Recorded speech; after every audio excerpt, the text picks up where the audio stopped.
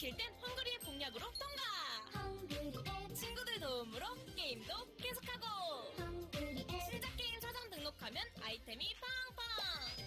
깔아봐! 헝그리에!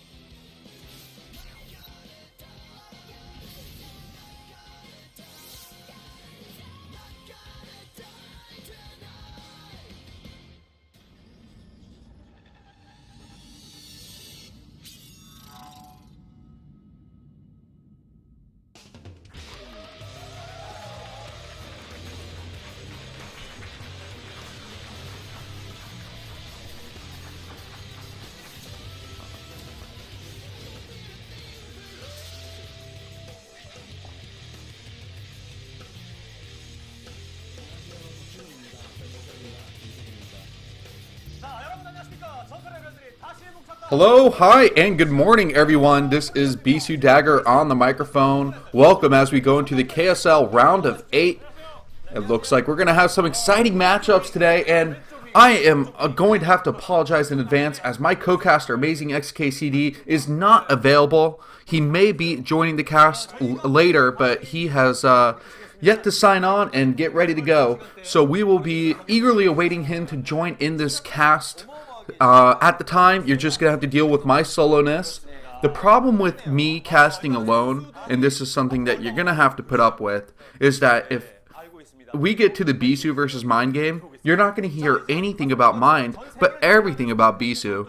So you're just going to have to hope that by the time we get to the third game today, yes, that's right, there's 4 different matchups. By the time we get to the third, better hope my co-caster's here so we can get more of some mixed casting instead of the most biased cast you've ever heard. And now, look, we do have the beautiful trio of casters here, except for the caster on the right now looking so slick. Jacket must a little bit loose. I wonder if he got in it with one of the Star Girls. But let's not start the Star gossip yet. Guys, this is the Kongdoo Star League, run by Yellow and several other legendary players. And in this elimination bracket, we will have Quanro versus Killer, Zero versus Mong, Mind versus Bisu, and Free versus Hero. God, a ZVZ to start today, so that might be a little bit quick.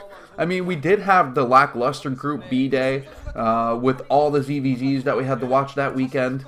And, you know what, that wasn't just Group B. Let's not pin that there. Group C also had a ZVZ that day. And it just wasn't fun. Went very quick. They weren't exciting games. You know, although we did see a game where, I think it was Zero versus Hero, where Zero used Burrow to burrow his drones inside of his main base and keep them alive as Mutas tried to backstab his base. And that was a really cool play. Very smart decision, realizing that once he committed to attack with those Mutalisks, he was going to need to hide his drones. So maybe we'll see something clever in that regard. If you guys missed that game, there's actually a pretty good preview or review of the round of 16 on Team Liquid. Go ahead and catch that. Make sure you're up to snuff on how the games were played in the round of 16 and realize how damn good these players are. We have 7 of the 8 players in the round of 8 are in the top ELO rankings. That's right. All these players are just absolutely amazing. And then there's Quanro. Even though Quanro did beat Bisu, and that's pretty monumental, it wasn't an essential game. Bisu was able to take that loss, and it led to the Bisu versus Mind matchup in the round of 8, which may have ended up being a finals if Bisu did defeat Quanro, which could have been a more exciting finals. We'll see. I think Killer in the finals versus Bisu would be really exciting. On the other hand, we do have Free who advanced, who's going to be playing against Hero. And I think Free versus Mong, a rematch, would be a really exciting finals too, just because of how damn good Free is. And that Mong has really had a great series against him in the Sonic Star League. And if you guys missed that series, just a great TVP player. And you really learned that in the SSL, where Mong looked like he should have not won that game 1. in the Sonic Star League and somehow overcame Free, who may have made a few mistakes by using his carriers poorly in that game. Unfortunately, I didn't watch the final 2 games, so I can't dive into that best of 3 too much. But I'm sure there's going to be another sick Team Liquid recap. Let's see what people are saying here. Can everybody hear my voice correctly and the background sound? Does the game sound good? Let's try and get the kinks knocked out right now so everybody can hear. Arnold Sniffy Fingers. Maybe you could co-cast another time. I do want to give Amazing XKCD the opportunity to jump on here and join in. I like casting with someone I'm familiar with first. But maybe we'll Skype and get familiar, and I can add on some more guest co-casters. I do have a surprise co-caster that might be joining us in the later half of this season, so I'm guessing maybe round of 4 in finals. So I'll just I can't reveal his name now, but trust me, if I have 2 more casters with me, Amazing SKCD and this co-caster that I'm not announcing yet, it would be monumental. It'll be awesome. We will be competing the Koreans for the best cast in the world for StarCraft Brood War. And look at that beautiful bracket they're discussing here. As we were just saying, this is the top half of the bracket, where it is the ZVZ that we're going to watch right off the bat. Quano versus Killer. But then we're going to go to Zero versus Mong. And Zero did advance. I'm pretty sure he advanced first in his group. Yeah, he went 3-0. So he defeated Haya, Hero, and Jaehoon. But I really don't think he defeated good competition. Group C was really lackluster as far as the talent went. And no offense to those guys, they're all really good.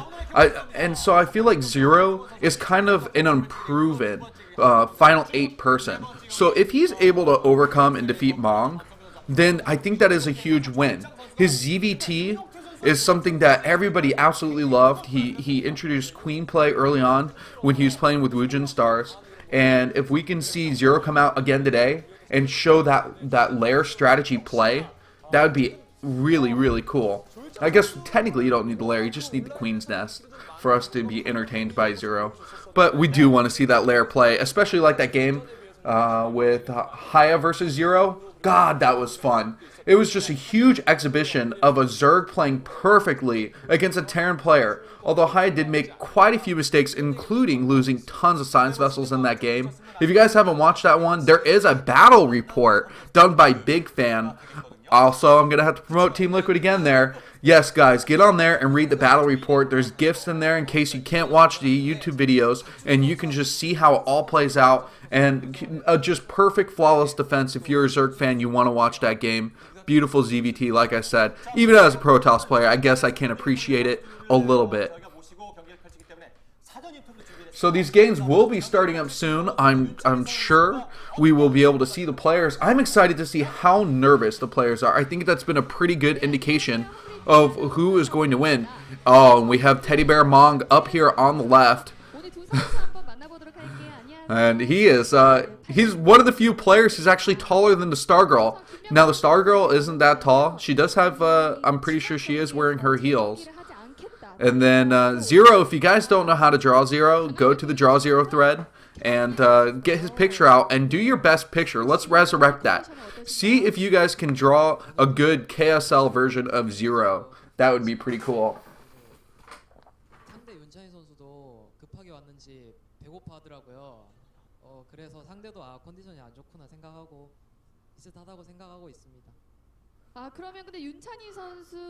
Can't really tell you what he said there, but it did sound like he has pretty good strategy.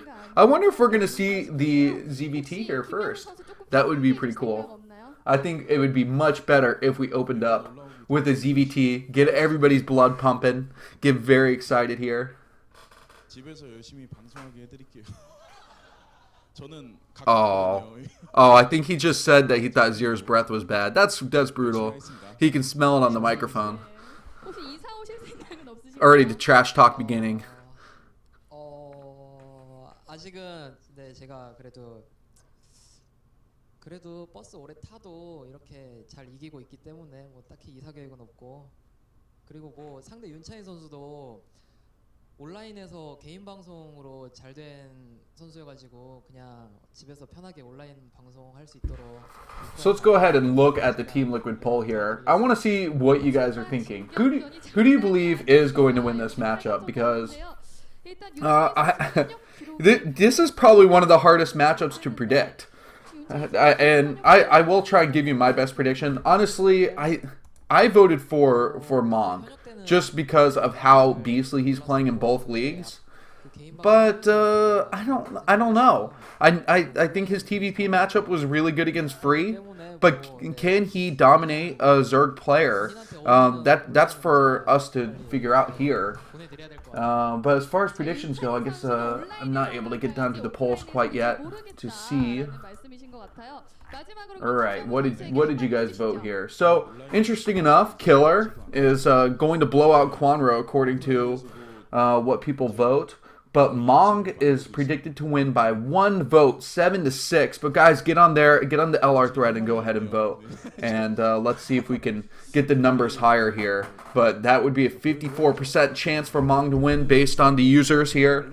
And I think that's pretty accurate. This could be a really close game. If you guys aren't familiar with this round of 8 format, it is kind of weird. We won't be watching the entire best of 3. In fact, we're only seeing the first game of this best of 3.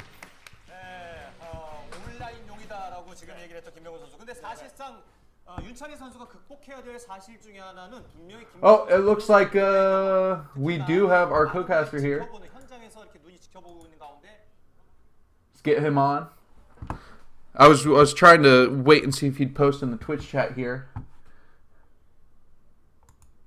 My Skype notifications are turned off, unfortunately. I'm just silly like that. My Skype icon, if you didn't know, is actually a panda sliding down slide. It's really cute.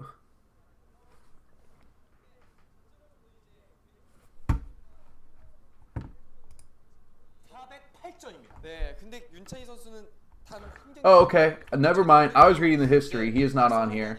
Trying to wake him up, I guess, by that annoying call. Okay. I'm pretty sure he is still asleep. So, guys, let me get back to the description. The games are a best of 3. The first game is being played today for all matchups. And then the final 2 games will be played on next Saturday. So if you are not able to watch the entire series thinking, oh my god, there's going to be a total of 12 games possibly played today in this best of 3, no, you will see the rest of the games played out next weekend. I actually think that's pretty cool because it allows us to get through all the matchups with a reasonable amount of time. And honestly, StarCraft games can run pretty long. And I see when you watch the GSL sometimes, and they've got a series of 4 players in a group, and each matchup is going to be a best of 3, so you end up with 12 or 15 games. It can last 3 hours, 4 hours, sometimes up to 5, depending on how those matchups go. And Brood War can be just as brutal as far as the timing goes. So if we start at 5 a.m. cast and end at 10 a.m., you guys are going to start falling asleep, have to go somewhere, go on with your daily lives. Yes, I believe that some of you around the world actually have jobs that you have to go to, even if it's a Saturday. And if that's the case, I'm sorry. Watch the VODs later, if you can. So, back to ignore my rambling here. Let's get back to this bracket. The lower half here is going to be a TVP of Mind versus Bisu. And if you guys don't know, there's been some pretty bad blood between these players ever since the GOM TV finals, where Mind defeated Bisu. And Bisu's PVT was actually quite bad back then. I mean, it's never been too terrible, but he just hasn't been dominant against top players in TVP historically. And Mind, I would say, is top 3 Terran. I can't say he's the best Terran, Actually, Mong is in consideration for one of the top Terrans out there. C got eliminated, And so I don't know if I could even put him in the top 3 right now, since he's not playing in either leagues at this point. But he's still up there. He's still heavy competition. And it seems like all the Terrans are just dominant versus Zerg. But as far as against Protoss, Bisu has a really good chance. This is the best he's ever been versus Terran, and he claims it's his best matchup. So that being said, things are going to be really good in his favor. Now, as far as mine goes, he can play he can play against top TVP players, and I think that it's just going to be close. I can't call it yet, but I will call it right before the game. Who do I think is going to win? We'll see. So Free versus Hero at the bottom, and I think Hero should run over Free. Honestly, we've seen Free come out here and play some like Messiah level play in his TVP or PVT, and I think that's great. Honestly, he can crush almost any Terran. But against Hero, who has, what, 500 APM, just an insane dude. His ZVP is so flawless, and finally we're going to get that opportunity to see him play against a good Protoss opponent. His game against Jaehoon, who went for the stove build, it wasn't the true stove. Obviously, we were missing out on the DTs, but scouts in the, or not, were we missing scouts, but we had DTs? It was something insane. He actually had the quick Stargate and the Robo.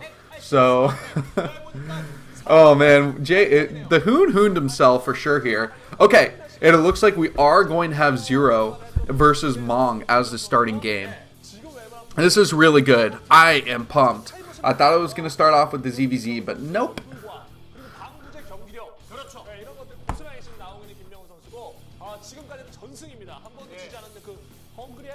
You know what, I do agree that's a good point as far as for best of threes. If you don't play the best of 3 out right there and you spread it out, it gives you one more time to prepare and it takes away your momentum a little bit. But regardless, being up one game a whole entire week has got to be building your confidence pretty good too. And in a best of 3, if you take that first win, you're only 1 away. That's all you got to tell yourself. You're only 1 away. Can you beat your opponent just one more time out of the next 2 games? And that's something you're going to have to convince yourself. Now, if you guys are looking here, there's a 0.0% stat for Mong here. And this is because he was in an all-Terran group when he started. And we're not going to get results for him yet because they're using modern day results instead of the old Kespa results. Actually, I don't even know if he has Kespa results. They're just not using the old results from like Sonic ranking tournaments or SSLs. They're just using from this KSL so far, which is cool. They want to promote their own stats. They want to promote this tournament as a premier tournament and use exclusive stats along with it. And that's like a need for seat chair in the background. There's actually a Team Liquid one if you guys haven't seen. And apparently those chairs are super comfortable. I don't know. I have a chair that I'm sitting on. It's a little swirly chair. And the lever is broken. So over time I slowly sink downward and have to remember to raise myself up so I can see my screen at the same height that I started my cast with. But less about chair macro and more about this game here. Guys, we're going to be going in here. This is the Kongdoo Starz League round of 8. If you missed a round of 16, you missed some good games. Catch it a recap. A lot of effort went into that. And my cast should be on my YouTube account because apparently Twitch deletes everything very quickly. So go to Dark Archon of Ire at YouTube and you should be able to see my my VODs. I put as many as I could of my old VODs from last year's cast from 2014 on there, but a lot of my videos got deleted. God, I had like nearly 100 videos deleted by Twitch that that needed to get on there. So quite a few. You know, I tried to cast a lot of unique StarCraft games. I did a whole series throughout the summer last year, and then the year before that I casted the entire Ever 2007 OSL, and that was quite a blast. So I hope to have the opportunity again this year to cast through another OSL or MSL even. So if you guys really like those, hang in there. I'm gonna try and bring back another series if I can, or a midweek type of cast, because we really don't have anything extra besides these 2 Korean tournaments. Although lots of StarCraft to watch still, and seeing those live streams on the sidebar is pretty awesome. Shuttle with 604 viewers. That is cool to see them bringing in those types of streaming numbers. 저그전에서는 아직 경기가 많이 없었습니다. 네. 네. 오늘 경기 잘 지켜봐야 되겠죠. 네. 자, 뭐 선수 경기 준비 시간이 좀 걸리는 관계로 맵 전문가 서경정 해설로부터 아발론에 대한 얘기를 들어보도록 하겠습니다. 네. 자, 아발론입니다. 아발론 러시거리가 굉장히 가깝습니다. Ooh, I didn't even discuss the starting map here. This is a good point. This is one of the newer maps. 러시거리 가까운 맵들이 리그마다 있었거든요. 약간 아발론이 이번 스타즈 리그에서 Let me see if I can bring up 보시면 될 것 같고 my own personal maps. Okay, guys, we're looking at Avalon here, and I think Avalon for a starting map is going to be awesome. Because still, even though we played the round of 16 and we've seen some games on it, we really haven't seen long games on this map to start off, and we haven't seen a lot of games still. And so they're still fairly new, fairly exciting. Things are going to be crazy, but this is a ZBT. And I think we could see a lot of drop lurker play on this map. I think that's where there's a ton of potential. Muta play was really good. We saw how that Muta play in the hero versus high game went really well. So I think this is gonna favor Zero, honestly. Mong is gonna have to have a perfect strategy as a Terran player, understand where he has to turret up and defend. But I don't doubt the amount of practice he's put in here. And here's the shot of our final 8 players. This is looking awesome here. The intro coming along. That's actually showing Killer versus Quanro.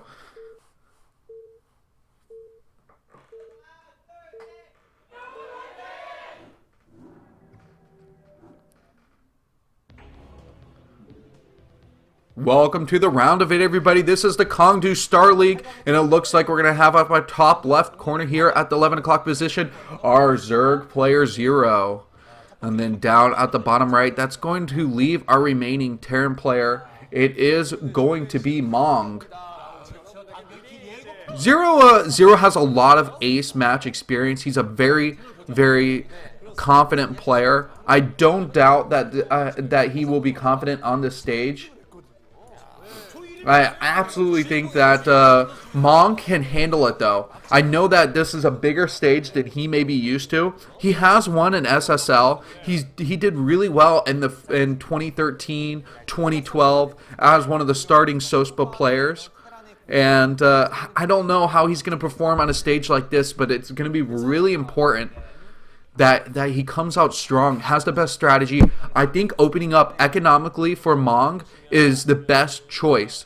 Instead of cheesing a player, show his strength, show that he can play a really good, solid, straight-up build. And Zero is someone who does not really cheese his opponent. When was the last time, imagine, when's the last time you remember Zero cheesing an opponent? You just don't see it here. And so probably... Okay, he's sending out the drone first instead of going for the hatchery. That's okay. But it's probably still going to be a 12 hatch. And the barracks coming up for Mong inside of his base, so it's going to be straight up. So this is going to be probably a longer game if I could just guess. Because of the cross spawn positions, it's going to play out where they're the furthest by air harassment positions possible. While it still may be quick to go by land to the opponent's base, and as we saw in one of the PvP games, where units could just stream across and harass that front natural very quickly. But by air, it's going to make things a little bit difficult. You have to kind of go around to the side towards the borders to be able to get drops in, to be able to micro mutas in. So that being said, there's also a behind base that you can expand to make things a little bit safer here. And oh, the drone does get inside here. It's going to get that useful scout information. Seeing that the refinery is already up and mining, it's probably going to be a siege style expand. I think that factory will be coming up before the command center here. And now the spawning pool is coming down, so 팩토리를 짓고 나서 Zero is opening up pretty safe himself. Both these players, I think Mong had made a really good choice by getting that factory. Just didn't want to worry about those early lanes. You could get that vulture out real fast if for some reason your opponent does 9 pool. Or even the 12 pool can get your lings out pretty quickly. But no more production from those Marines for right now. And a third hatchery is going to come up behind. So this is a really cool dynamic for a Zerg player that we really haven't been able to discuss too much, is the fact that the third hatchery for a Zerg player can just be built in the back and allows you to get that extra minerals. And it could lead to a really mineral heavy army, like say a ton of Zerglings with speed matched up with maybe a light amount of mutas, 그렇습니다. 왜냐하면 or maybe a lurker style build. So using the extractor trick there to actually keep the drone alive, that wasn't a bad idea. And using that Marine, it's kind of a neat little strategy for Mong to go in there and kind of poke in and harass. So Lings are going to try and chase down that SCV, but the SCV should have gone inside and seen that there was a third base. I'm not sure if Mong got his worker all the way back there, but it looks like he might be trying to go ahead and glitch maybe a vulture through the mineral lines at the 12 o'clock position. So that should be good for him. A really nice preemptive sunk in. I guess that's alright. It's a little bit of a waste of a drone right now. Honestly, I'd like to see Zero right now send Zerglings across and have them scouting the middle to see if units are going to be leaving the natural base of Mong. But two starports, and that is insane. And the vulture does get through. This could be a very scary vulture. There's not a lot to defend in the backyard, not too many lings, and the Hydra Dead is out. So like I said, I felt like this was going to be a lurker style game here, and that looks like what it's going to be. The advantage here with the Hydra Den out, though, is that Zero should be able to get enough Hydras to deal with this air. But if it's 2 Starport Wraith, they can stack up pretty quickly. And losing these Vultures is going to be devastating. I think Zero is going to be in a very risky position at this point. The Vulture getting any kills is just devastating. 4 total right now. So just imagine that 4 drones right now could be just stacking up those mineral count higher and higher and higher, and allow him to even more freely mine from gas. But this is going to be risky. The Wraith does come out, and it is going to be trying to pop those Overlords like the weak little balloons they are, and keep that food count low, because the more Hydras that Zero is able to make, the more viable his defense will be against this double Wraith play here.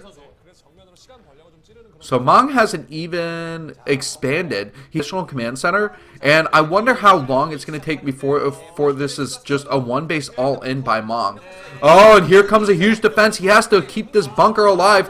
These SCVs are in pretty decent range of the Hydras. I imagine at this point they probably do have that range upgrade finished. It's something that you want to get pretty quickly here. You want to get both upgrades for your Hydras to be able to deal with this. And there isn't really an Overlord around to deal with this. That is another huge reason why these Overlords are getting picked off, because they have that detection, and the Wraiths can basically be untouched. These are invisible floating glass cannons. One of the scariest scenarios you could be in here. And spore colonies should be built. I think that needs to be the reaction for Zero at this time.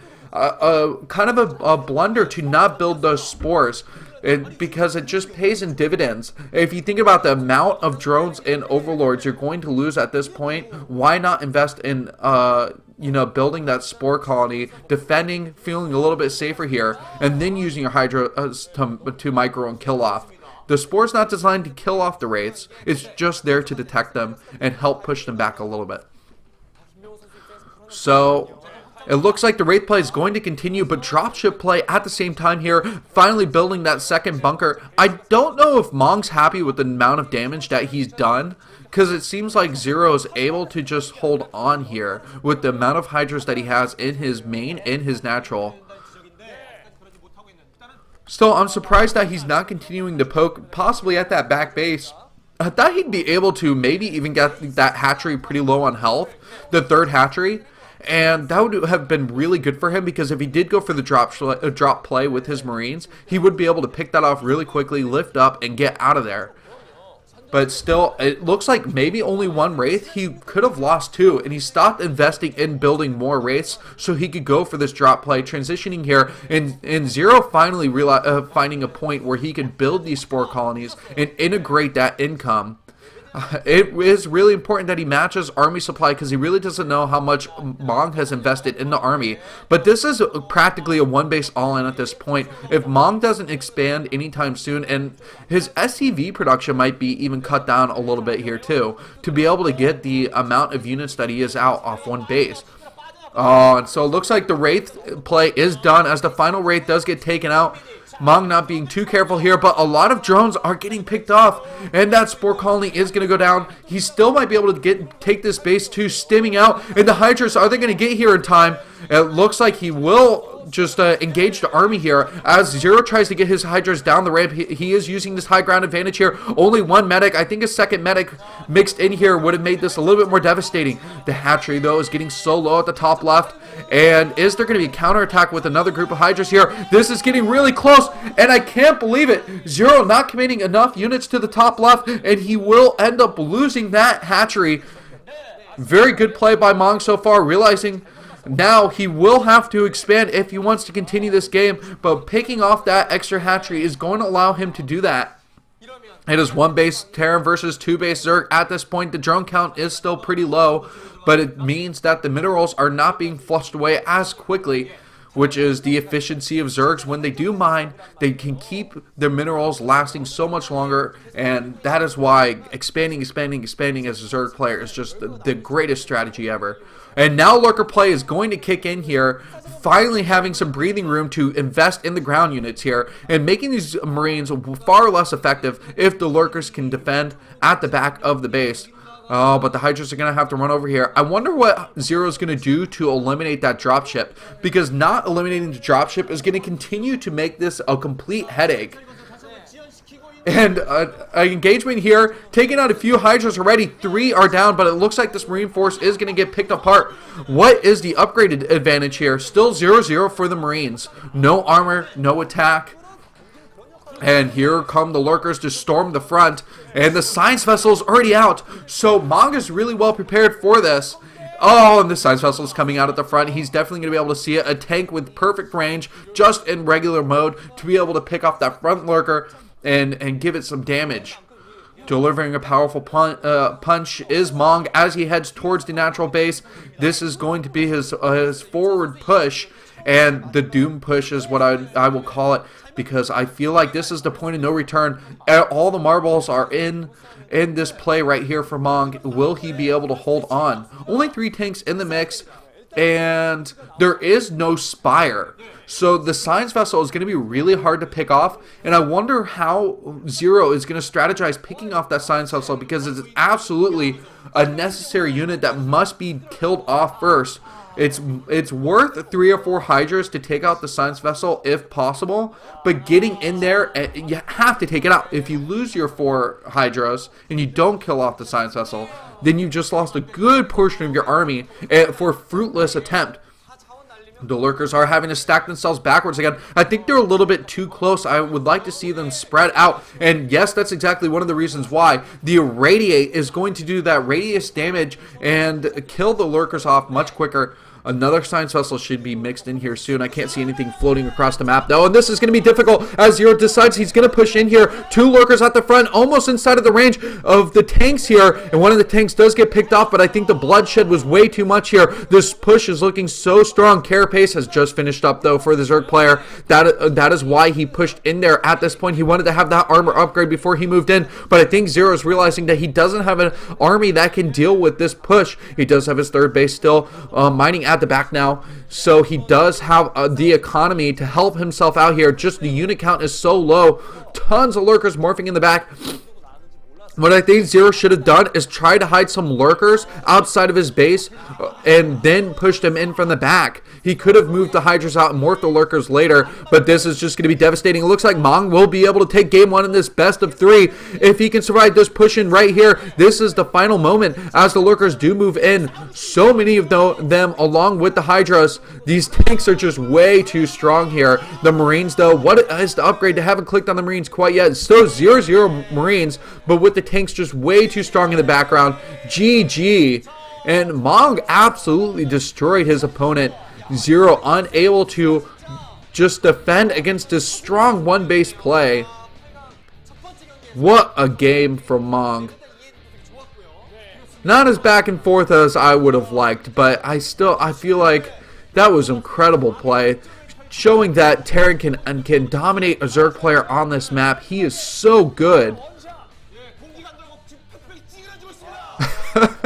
And Mong, for whatever reason, feels like he has to chug whatever bottle of liquid he has in his player booth. So chugging down his water there, rehydrating himself. What a crazy game, guys! Can you imagine what we just saw? 2 starport play, and he did just enough with it to be able to execute his game plan. He wasn't trying to win with the race. He wasn't trying to. All he was trying to do was wither down his opponent, get the drone count low, prevent the Hydra count from getting high, prevent that mineral count from just blowing out of control, while he could develop that one base, 2 barracks, 2 factory, 1 science vessel mixed in. That was an amazing push, just perfectly executed. So guys, that is not the end of that best of 3 series. If you guys are unfamiliar with the format and just trickling in here, welcome to this cast. This is BisuDagger running solo on the microphone today. Amazing XKCD unable to join, but it's okay. I promise you I can find things to ramble about here. And let's go into the interview. I'm going to refuel on coffee. And I feel like the Stargirl changed her outfit, but maybe I wasn't paying attention too well. Or was that a different Stargirl? Whatever, I'm losing my mind. Here's Mong. Listen to the interview. 윤찬희 선수의 실력이 정말 나날이 좀 더 센스 있는 유로 플레이가 계속 돋보인다라는 말이 나오고 있는데 오늘 경기를 보니까요. 윤찬희 선수가 정말 공부를 많이 했구나라는 생각밖에 들지 않았습니다. 네. 어떻게 되신 거예요, 이거? 원래 이 전략은 이게 맵이 1시랑 7시만 입구가 잘 막혀서 안 보여주면서 하려고 이제 준비를 했는데 5시가 나오는 순간 그냥 준비한 거를 하고 그냥 내려올까 이 생각을 하다가 네. 진짜 한 100번 고민하다가 그냥 준비한 대로 했어요. 그냥 제가 원하는 판을 그냥 포기해버리고 그냥 제가 여기까지 게임 했던 거를 좀 이제 토대로 약간 저만의 이제 플레이를 그냥 게임 하면서 계속 풀어갔던 것 같아요. 그냥 따로 이렇게 이 상황을 만들어서 이겨야겠다 이것보다 예, 게임하면서 즉흥적으로 했습니다. 오늘도 독을 품으신 건가요? 그러면 지난번 경기에도 네. 독품은 두껍이라는 별명을 독두꺼비 자꾸 네, 아니 네. 독두껍이라고 내 입으로 말하기 뭐하니까 그냥 독을 네. 품었다 이렇게 풀어서 말씀드린 건데 제가 가끔 다시 보기 봐도 독두꺼비 닮았더라고요. 예, 어쩔 수 없는 것 같아요. 초반에 보니까 중간에 그 신전같이 생긴 그 건물 있잖아요. 네네네네. 그 안에다가 뭐 네, 계속 뭐였지 벌처를 이렇게 네네네. 넣다 뺐다 하는 걸 보는 순간 네. 윤찬희 선수 아발론 공부 정말 열심히 했구나 이런 생각을 했었어요. 네, 좀 연습 많이 했어요. 그러니까 연습보다도 생각을 되게 많이 했어요. 내가 이런 어떤 식으로 해야 이제 저그전을 이제 주도를 잡고 할까 이 생각도 되게 많이 했고 그 헝그리 스타즈 리그에서 이 맵에서 저그 대 테란전은 한 번도 나온 적이 없어요. 네. 그래서 이거를 내가 첫 경기를 끊는데 어떤 좋은 빌드를 할까 정말 고민을 많이 했거든요. 그쵸. 이렇게 이기게 돼서 되게 기분 좋은 것 같아요. 그렇죠. 초반부터 이제 확실히 김명훈 선수를 이렇게 괴롭혀주면서 경기를 윤찬희 선수가 좀 압도적으로 제압을 하다가 럴커가 나온 시점부터 윤찬희 네. 선수가 조금 위기가 아니었을까 싶었는데 네. 그것도 정말 위기 대처를 정말 잘하셨어요. 러커가 생각보다 그렇게 많이 압박되지는 않았던 것 같아요. 그래요. 네, 생각보다. 자, 일단은 8강을 3승으로 올라온 김명훈 선수를 확실하게 제압을 하면서 오늘 정말 멋진 1승을 거머쥔 윤찬희 선수 내일 경기도 멋진 경기력으로 보여주시기 바라겠고요. 지금까지 스타걸 선병이었습니다. 중계석 나와주세요. 네, 일단은 최근에도 한 번부터인데 8강의 첫 바퀴를 잘 풀어나갔고 저는 좀 이런 생각이 드네요. 그동안 쭉 진행하면서 이제 선수들에게 별명이 붙지 않습니까? 네. 멋진 뭐 투신도 있었고 이런데 독두꺼비 정감가요. 이거 죽을 때까지 따라다니잖아요. 저는 일단 처음 해봤을 때 그런 생각 안 했었는데 별명을 짓고 보니까 진짜 이 볼이 왜 이렇게 빠방해 보이는지 딱에 독두테라. 귀여워요. 네. 아니 일단 뭐 딱 이 선수 보면 확 떠오르는 게 뭔가 있으면 이미지 메이킹이 딱 되는 거잖아요. 네. 그리고 경기를 늦었어, 끝났어 이제. 경기를 못하면 네. 그러면 좀 이렇게 뭐 놀림거리밖에 될 수는 네. 없겠지만 경기를 너무 잘하잖아요. 오늘 그러니까요. 경우 상당히 집중력 있는 경기 그리고 연구를 많이 해온 이런 그 스마트한 두꺼비. 정말 이런 모습을 좀 보면서 정말 생각하는 두꺼비구나. 똑똑한 두꺼비구나. 다시 한번 느낄 수 있었습니다. 네. 자, 그럼 어쨌든 뭐 이기면 되는 거 아니겠습니까? 자신의 독을 잘 품었고 그 상대인 김명훈 선수를 잡아내면서 일단은 8강. 이번 헝그리 스타즈 리그에 처음 펼쳐지는 8강에서 기분 좋은 신고식을 했습니다. 이제 내일 만약에 윤찬희 선수가 김명훈 선수를 또 잡아내게 되면은 김명훈 선수는 당분간 올라올 일이 없어지죠.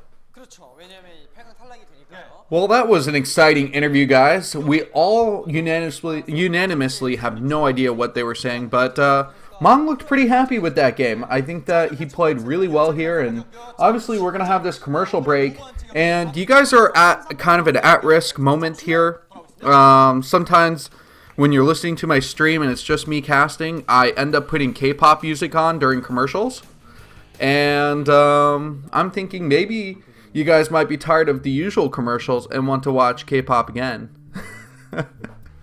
Nah, I'm just kidding. Honestly, I would love to, but if I record K-pop and then I put it on YouTube, they're gonna ban my Twitch VOD for copyrighted music because they're kind of on top of that these days. So I don't want to have my Twitch VODs muted for listening to K-pop. That would be horrible. Guys, I've been telling you next weekend I am a horrible person, that the games will not be played next weekend. They're going to be played tomorrow. I'm so sorry that I said that. Yes, round of 8, day 2 will be played out tomorrow to sum up the round of 8. So if you were like, man, I really want to watch the rest of the games, it's only going to be one day, not 1 week. So by mistake here. And a clothing commercial here, which is nothing on Sonic's shoe commercial. Nothing. I'm sorry. Actually, no. Holy crap. That's yellow right there. This is way sexier than Sonic's commercial. Look at these outfits, guys. This is the Kongdoo Starz League, and the King of Kong's right here. Buy his stuff. Only $45,000. Marked down from $149,000. Buy that jacket. I mean, honestly, any jacket that Yellow's worn, even if it's a replica that he's worn for $45,000, buy that. That's totally reasonable. And apparently it comes with a Ferrari. So do that and support the Kongdoo Starz League. In fact, let me throw out a little bit more promotion here for this league. So while we're in the in-betweens, this is the Hungry app Star League, and it's being streamed from Azubu. So use Azubu for streaming. Use Hungry app to do all your gaming and your eating, or whatever Hungry app is supposed to do for you. I guess I should get that officially here.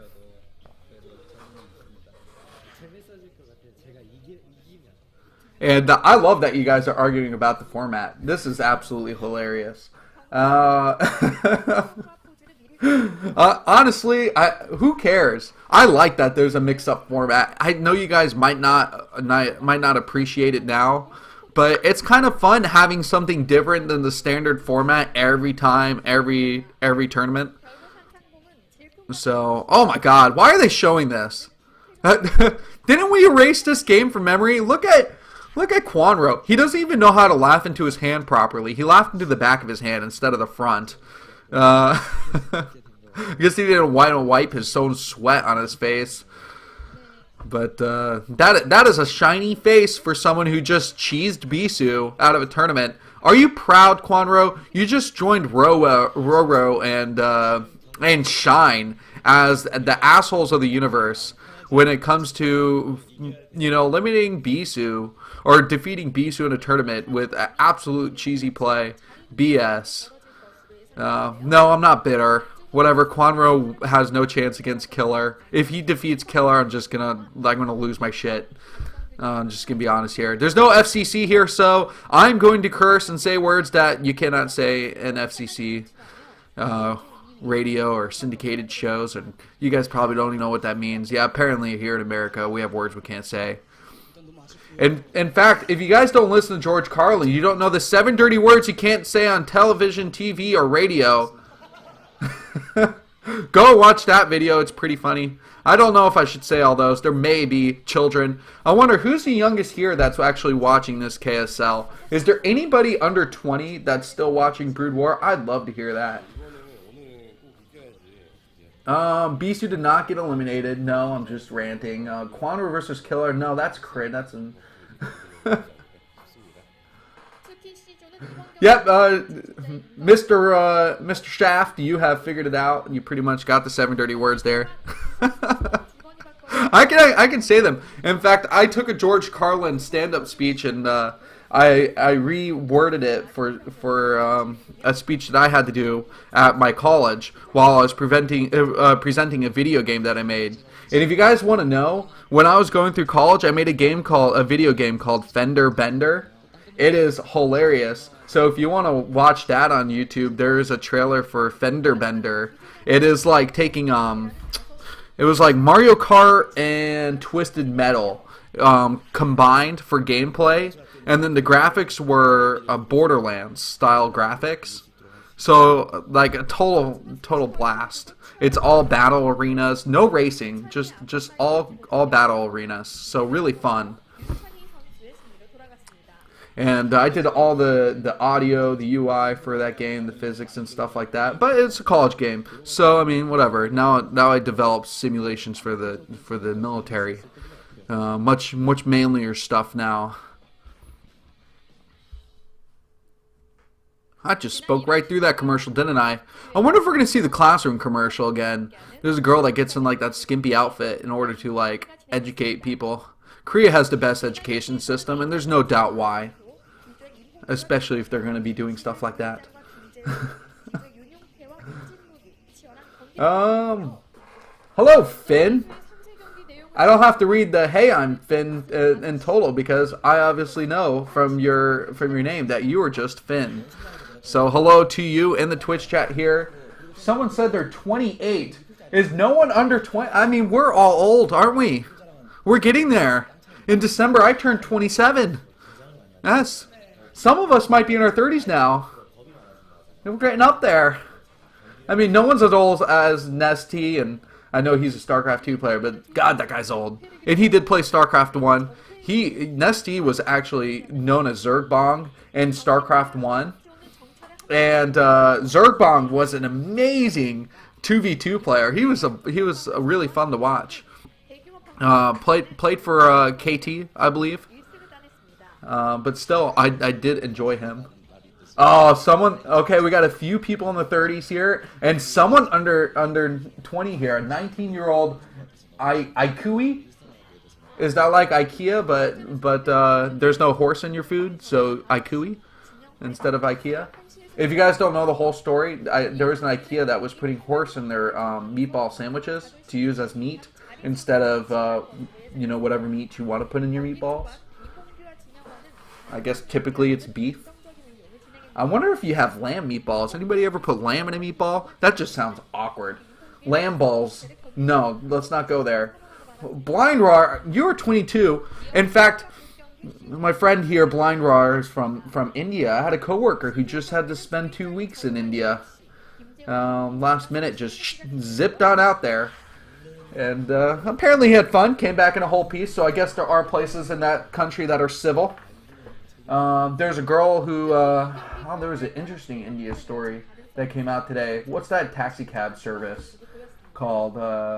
Okay, Do you guys know? Have you guys heard of the taxi cab service called Uber? It's kind of spreading across the world right now. Uber. Well, Indian woman is suing because she said that she got raped by an Uber driver or something. So very tragic. Very, very sorry. But I don't know if she's doing it for money or if it was a tragic event. We'll have to see as that develops.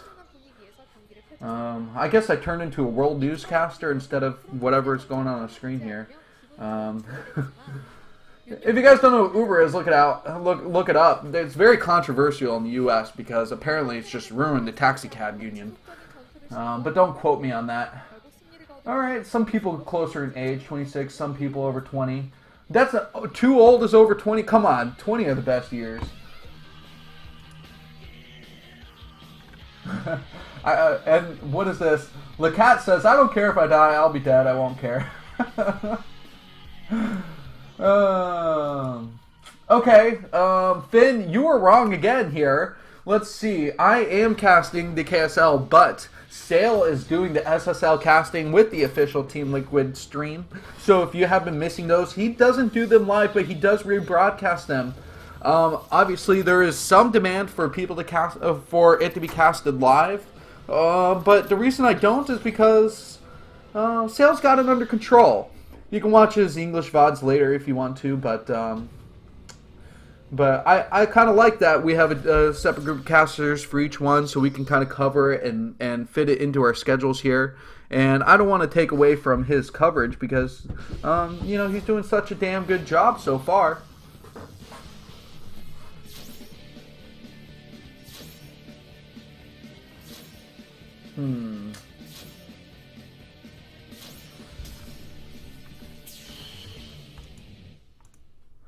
So what is this? Who's a nihilist? Did I miss something here, or did I say something so horrible that made me sound like a nihilist? Oh. You guys are fun. I'm glad the chat is pretty active.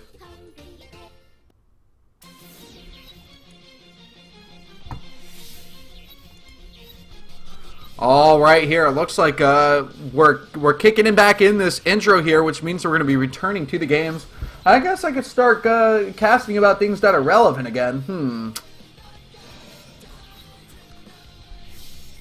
Oh, poor movie. I really am disappointed he got eliminated, but he's just not. He's not that, you know, a top 8 level player. He really isn't. He's kind of missing the mark lately, and his ELO rating has dropped real low.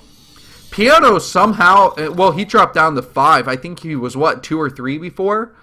Oh, no, the TLBD ELO rating is actually not up to date on the right-hand bar. I think it's just a little bit off. That might not be true, though. I can remember it wasn't updated earlier this week, but it looks like it might be updated now. So that's good.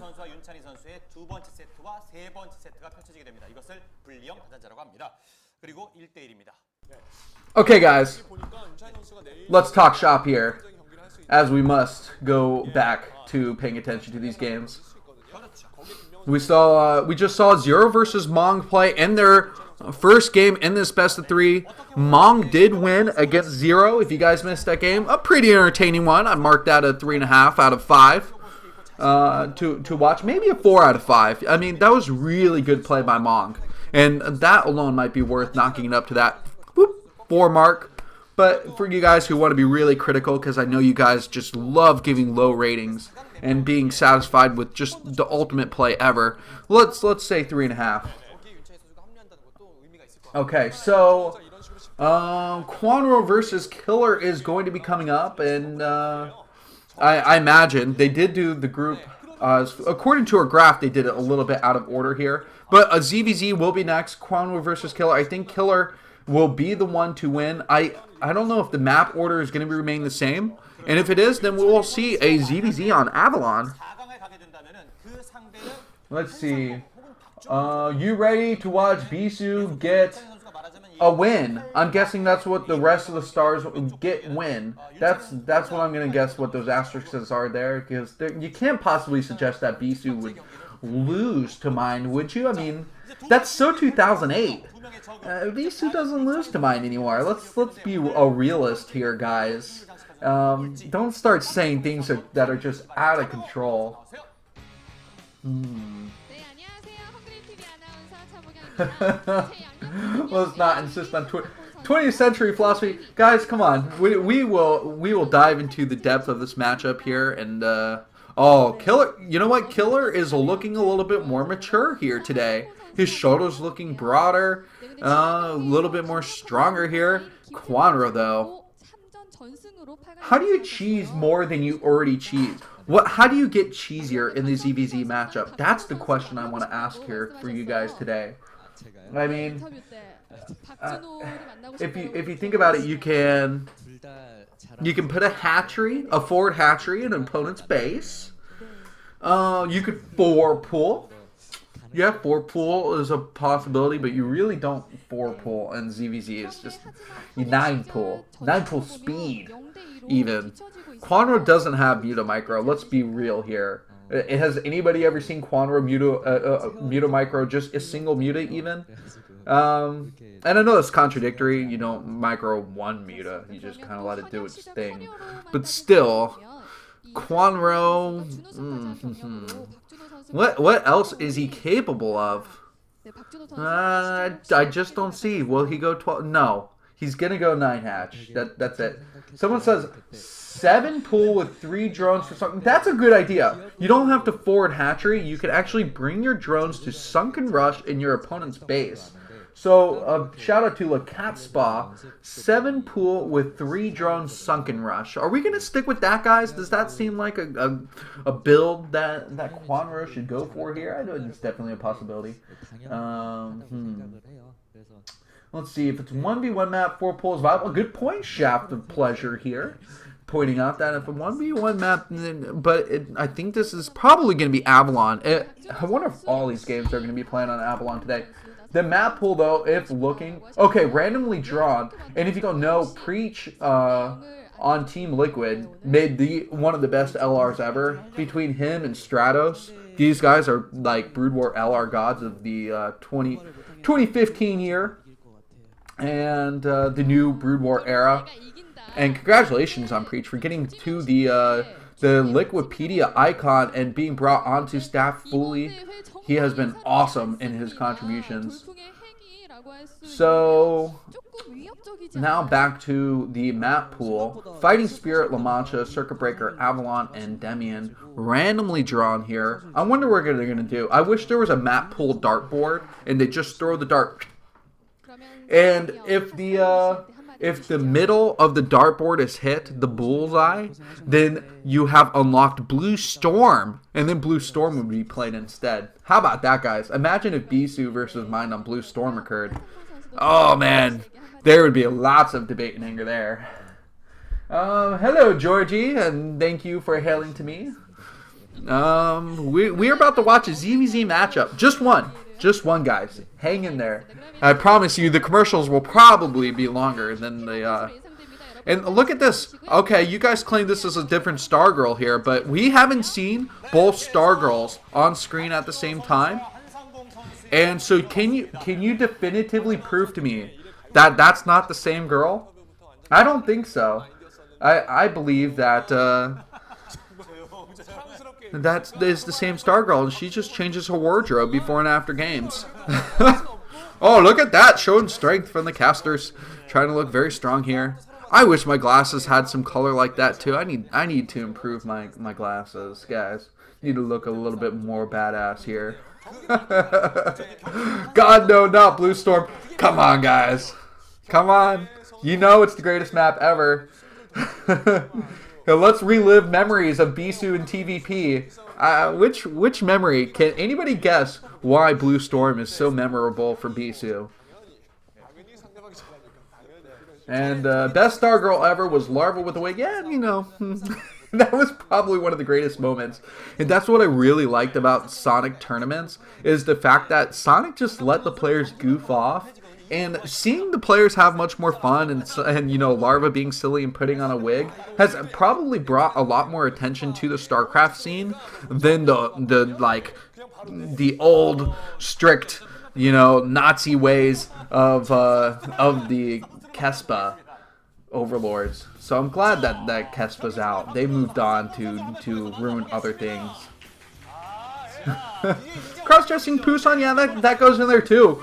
He's kind of a big dude here. You know what? Quanro, he has the Korean version of the bowl cut. If you guys don't know what a bowl cut is, you literally take a bowl, you stick it on your head, and snip all the way around. But when it grows out again, you know, past the length of that bowl, that's exactly the kind of style that you're going to be having for Quanro here. So part of the Sam clan, so Quanro Sam. Some decent stats here. They're actually showing not 0-0 stats, but the actual old Kespa stats this time. So I guess they're kind of being inconsistent with the numbers they're showing up here. And Killer on the left versus Zerg. Look at that, 63% win rate. Boom! What a boss! Learning from the Dong himself.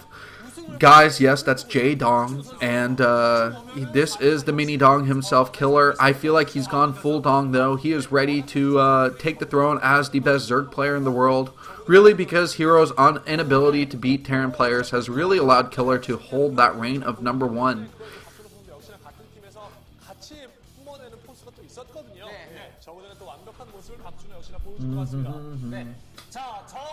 Check my Twitch inbox. I will after commercial break here. Let's see. Bisu still has nightmares about his encounters with Flash.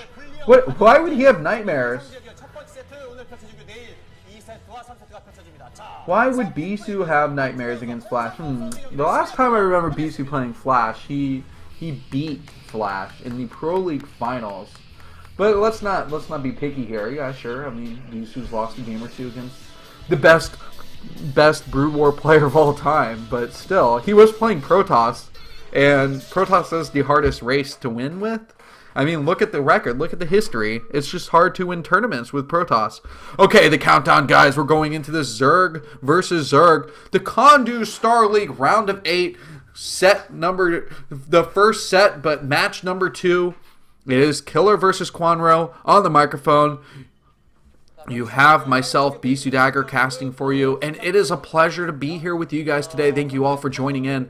And it looks like Quanro is going to be spawning. Let's get the names correct. Let's get the spawn points correct. So I'm not even going to tell you quite yet.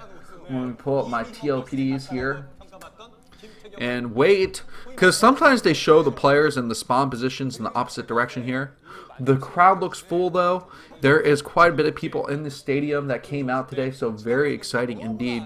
All right, we're looking at Quanro is going to be White, the White Zerg player versus Killer, just to confirm here, yes. I always look at the last letter of the Korean name spelling. So if you look at the spelling of Killer's name, it's a half stick figure. It's the head, the neck, and the arms, but no legs and no torso. And then if you look at the last character of Quanro, it's a man standing on top of a ball, and he's balancing with his arms out, and he's got a helmet on. So that's kind of how you can tell between the two players there. Bada bing.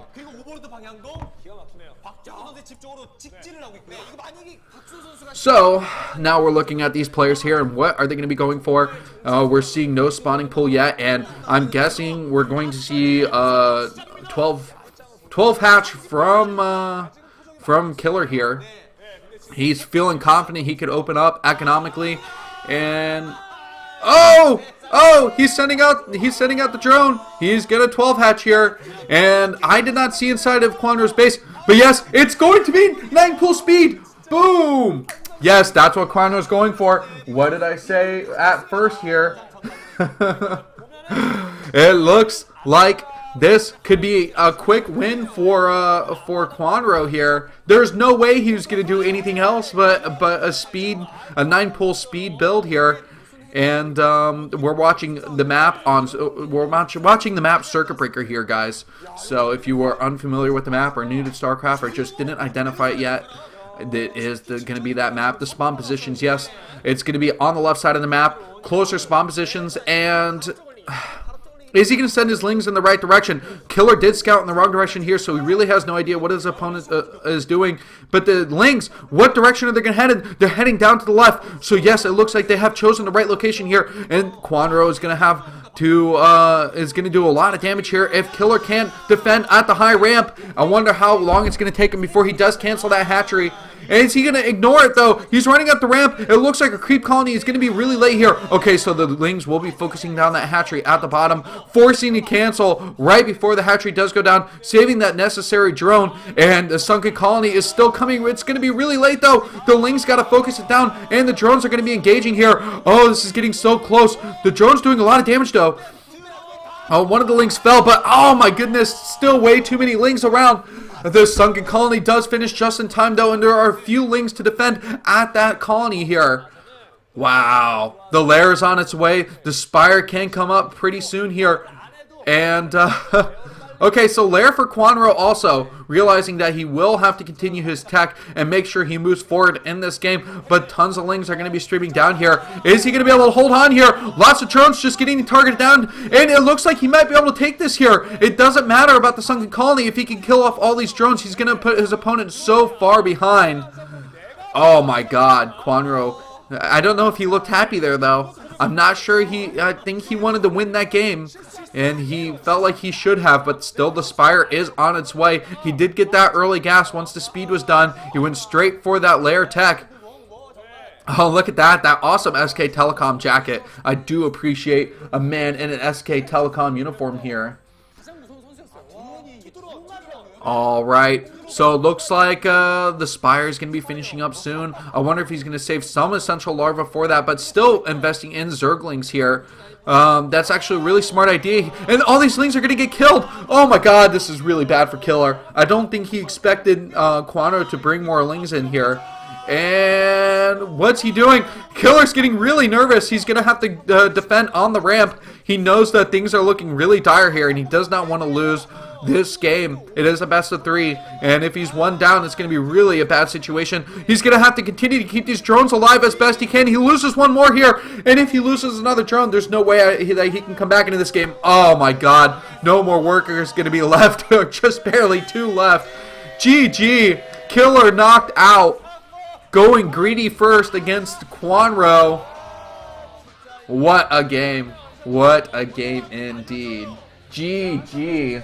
What are people saying here? I want to read back. Oh my god. Everybody laughing here. Yes, 12 patch versus Kongdoo. Okay. Someone's saying the match is fixed. Come on, MCA. You know better than that. You know better. Yeah. Don't open up so greedy. 12 pull may have been okay, but the 12 patch, that's just ridiculous.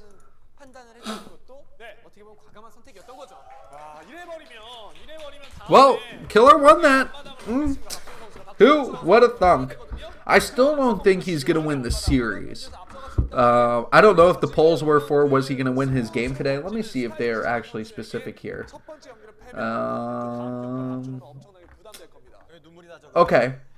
So I still think that Killer's going to win the overall best of 3. I feel like there's no doubt that he's just going to bring it back under control in the next 2 games for sure.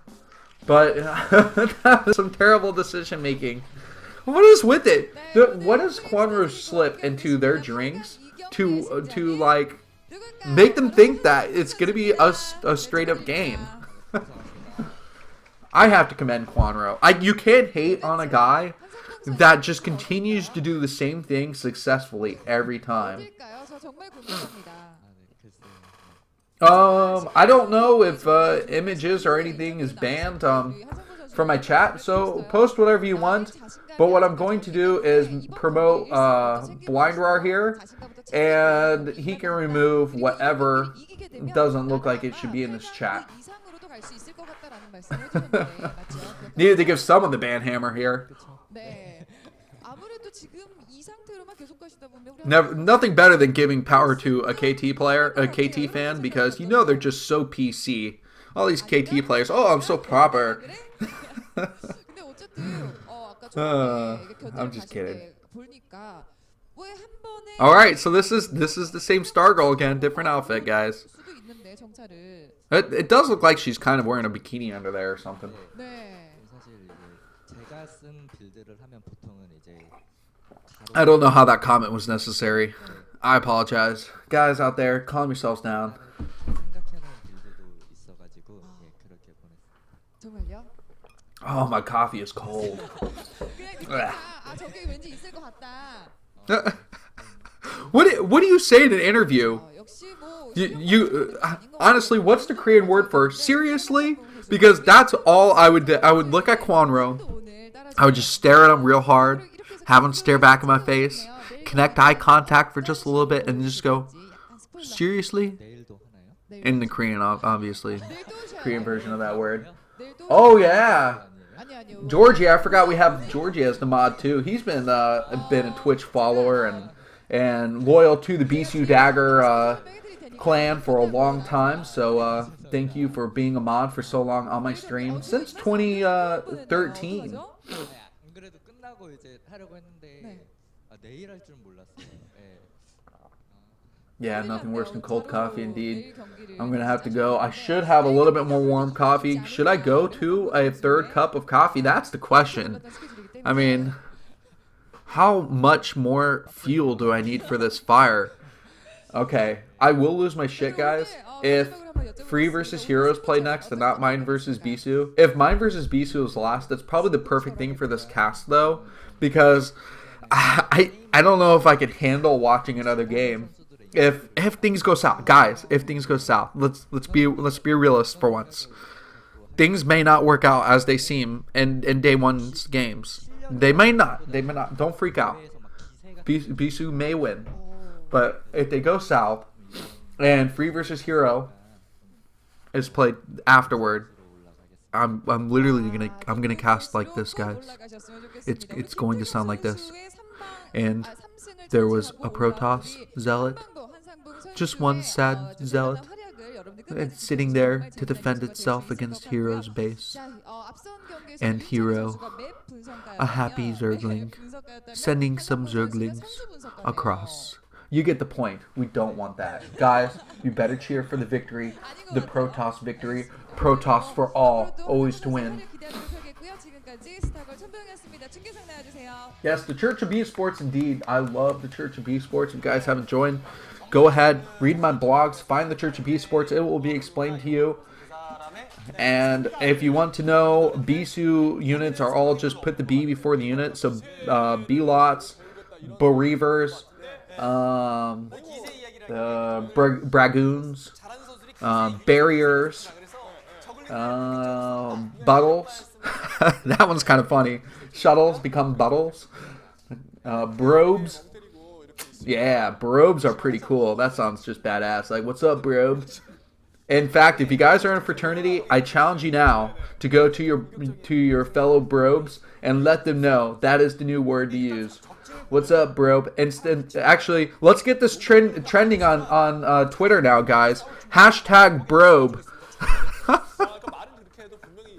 I'm sorry. I act like there's a billion of you out there. Honestly, I know the viewing pool. The viewing pool is pretty low here, but it's okay. Guys, warm coffee is gonna come up in just a second for me. I'm gonna wait until this the rambling from these guys is done. I think they're just talking about silly things like I am too. I'm sure they are. But let's all give a shout out to the Kongdoo Starz League, which is being run by Yellow, sponsored by Zubu, and Hungry App. This is officially called the Hungry App Star League. HSL by Ghost, who posts in the Team Liquid threads all the time here. Ducks Balboa. I normally watch SC2, but man, I have no clue what is going on in Brood War. I like the enthusiasm from the casters, though. You know what, Balboa? Can I call you Rocky Balboa? Okay. Thank you for coming from StarCraft 2. trust me, I'm a player who will relate to StarCraft 2 fans and StarCraft 1 because I keep track of both games pretty consistently. So if you have a question, if you want to ask about a comparison between both games, I can definitely throw that out there. In fact, when I drink, I have casted StarCraft 2 games. But I have this rule, I must be drunk if I'm going to cast StarCraft 2. Oh, and here comes the Ferrari outfits, guys. The $45,000 jacket is coming up. And you will know why in just a second here. Just hold on.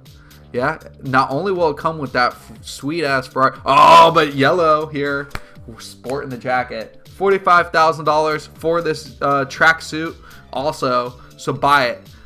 Leather jacket, yes, in. Just think, you hold the jacket like that, you're feeling like you have the power of yellow, and all of a sudden, easy peasy, you're getting laid. For ladies out there, you wear that outfit and all the bros will be over you anyway. So I know we may have at least one female viewer out there. I love the female viewers too. Thank you for listening. Let's see. Okay, apparently I should check my inbox. I know Bisu. Blind Rar. If Bisu makes carriers, I'm gonna freaking lose it. We'll see. Let's see if there were any questions here. Okay, we got a little winky face from Balbo. Thank you. I appreciate that. No, that's $45,000, not 45,001. Let's be real, Mr. Finn. You know why I really like the name? No, I'm sorry. Yours is Finn and not Flynn. But every time I read Finn and I think Flynn, I think about the game Uncharted. And if you guys haven't played Uncharted, God, it's one of the greatest games ever. I actually hung out with the Uncharted development team in San Francisco a couple times. They're pretty cool dudes. All right.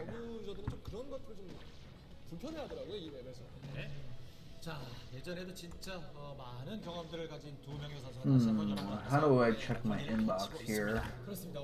Messages?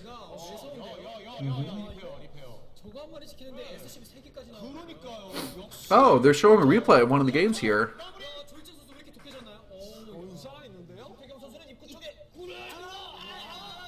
Oh! Pros out there.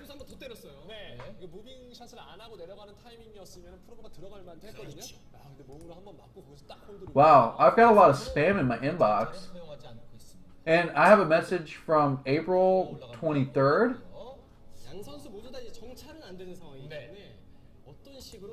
What's up with that? 적당히 배부르게 먹느냐. 사거리를 이용하고 있습니다. 야, 이런 그 어떤 프로브의 카이팅. 네. 정말 대단합니다. 아, 견디고 있는 박지호. 저렇게까지 해야 되나요? 저렇게까지 해야 되나요? 들어! 야, 전 진짜 분유값 벌로 박지호 선수 저렇게까지 해야 되나요? 선수가 프로브가 바깥쪽으로 나와서 좀 시간을 버는 그런 동작들이 나왔었고, 야, 역시 한상봉이니까 좀 다른데 초반에 뭔가 하려는 것 같은데. Okay, well, I did not see anything in my Twitch inbox. I don't know if you were referring to my Team Liquid inbox here. Let's see. 157 viewers, guys. You guys are awesome. Thank you for listening. I can't believe we're up to the century mark. And I just wanted to figure out the weirdest way to say 150 while making it sound badass here. And let's see. On to my coffee now. You guys got this game to watch here. I'll be right back. 결국 이렇게 살아나가면서 다른 지역 멀티에 그 다른 지역 멀티에 드론이 얼마나 붙어있는지 보고 거기에 끌고 나가면서 질러 들어가죠. 자, 일단 프로브가 약간 정리 끄집어 내보는요. 빼거든요. 못 봤거든요. 지금 프로브 잡는 컨트롤 때문에 질럿을 못 봤어요. 정원이 다 따라왔죠. 야, 이거 한상봉 말리는데 이거 하나 플레이 하나. 김태경 선수 이 질럿 다크템플러도 아니고. 이렇게 조용히. 자, 선취점 기록할 수 있을지 선취점. 그런데 아직 지금 노킬 1킬. 이 친구는 피해. 저 친구는 결국엔 살아 돌아왔어요. 네, 여기까지 이것도 잘 못 봤고요. 빠르지만 살짝 압박을 먼저 가할 수 있는 그런 체제를 만들었죠. 벌어졌어요. 살짝 벌어졌죠. 아직 조금 더 보여줘야 되겠네요. 이 정도는 잉어한 프린스 정도. 아직 힘까지는 안 갔습니다. 네, 그 정도 느낌이 약간 그 세자의 그런 느낌. 네. 입 벌리는 거 안 잡히겠구나 했는데 이 전화서 잡은 건지 모르겠지만 그래도 제 트레이드 마크니까 어떻게 보면은 그만큼 집중을 했다는 거거든요. 잉어 한번 보여주세요 카메라. 보니까 여러분들의 반응을 보니까 그 구성훈 선수가 새 별명이 생겼더군요. 뭐야? 대수족관. 대수족관이요? 약간 그 대도서관과 좀 비슷하게 생긴 별명이 좀 목소리도 있죠? 비슷해요. 네, 대수족관이라는 별명이 생겼더라고요. 대수족관. 잘 어울린다. 네. 아, 참 재밌는 분들입니다, 네. 진짜. 선수들은 어떤 그 별명이죠? 네. 아, 오랜만에 보는 게 이러면 200풀. 200풀. 한국 선수의 개인 아이템도 궁금해하시는 분들이 있으실 텐데 연보 선수가 저렇게 미니를 항상 저렇게 까맣게 해놓고 합니다. 네. 좀그 색약이라고 그러죠. 네. 네. 붉은색을 잘 그 불편해 보는데 불편해하기 때문에. 넥서스 펴는 것 같거든요. 6시는 거의 이제 앞에요. 거의. 아, 지금 연보동 선수가 표정이 좋지 않습니다. 와, 이제부터 진짜 잘하네요. 진짜 그걸 방금 나가야 됩니다. 레인은 계속 이쪽으로 찍혀 있는데 사이즈랑 여기를 이 건너갈 수 없는 니마 구간 건너지 마오요 완전 여기가. 그 다리 건너기가 왜 이렇게 힘들어요? 건너오지 마오. 왜 이렇게 힘든가요? 여기 건너기가. All right, my fellow viewers, I am back. I actually turned my coffee machine off, so it was not heating my coffee. Had to microwave it, zip it up, make it warm. All right, and last time during break, we were talking about how old and young people are. And so we had a few people over 30, a few people under 20, mixture of 20. Okay, so let me ask you guys. I am 6'3". Who is the tallest and who is the shortest person in the chat? Is anybody under 5 feet? Do we have any short people in the mixture here? Do we have any super tall people here? Anybody 6'6", 6'7"? An ogre of a Brood War player? Let's hear about it. Let's hear your heights.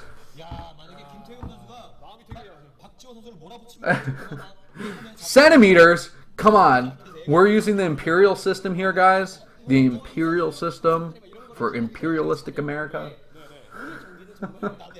Convert the feet. Dang it. No one taught me how to count. The only count I do is with the cereal.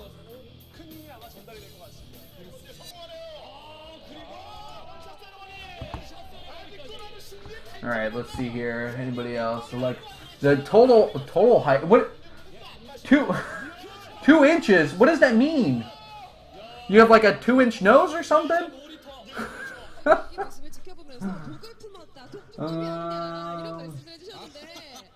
Oh, lots of Asian fans. I'm sure someone's under 5 foot here.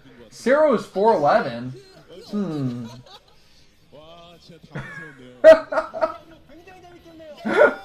Fear the who's the fattest person? Fear the queen. Oh, you guys are brutal.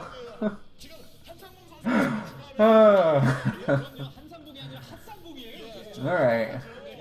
Cyril, no, I have confidence you're not that unfortunate. But you might be, I don't know. It's just, it happens. It happens. You get around it. You get useful with your hands. If you're height defective in that category. Well, let's just call that height defective. Isn't that a politically correct way to say it? My fiance is height defective. She's only 5'1". Can you believe that? I'm 1 foot and 2 inches taller than her. But guys, it's workaroundable. It doesn't matter if you're a foot taller than the person that you're going to marry. Trust me, it's okay. Okay, now we're on to weight because apparently just calling people fat is hilarious. Well, I am 221 pounds. 6'3", 221. That's not bad. I'll take it. I used to be 250, but that's when I was trying to play football in college.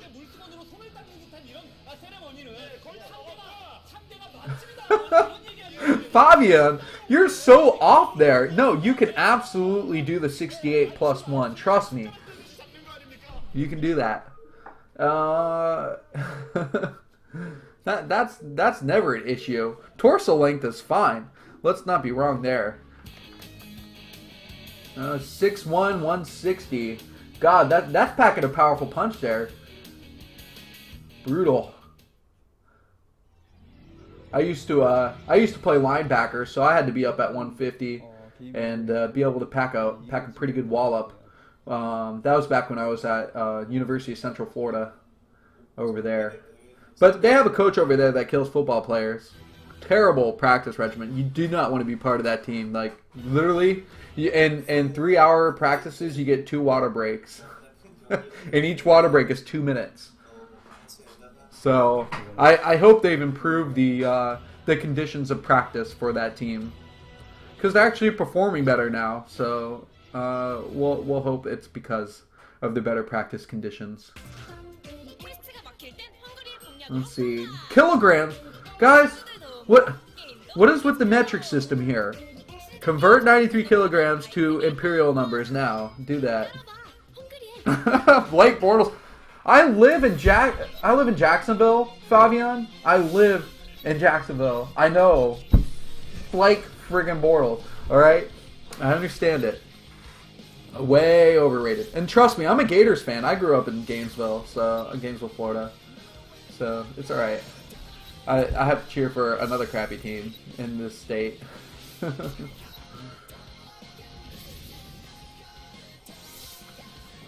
Oh, it looks like we do have the intro video, and we're going to be seeing the players soon. Are we hyped? Do we even know who's going to be playing next? It's kind of a mystery, guys. I'm excited to see it. It's like spinning the jack in the box. Pop open here. Up. No, what did they do to us? We only saw the tops of heads. Whose top of the head did that look like?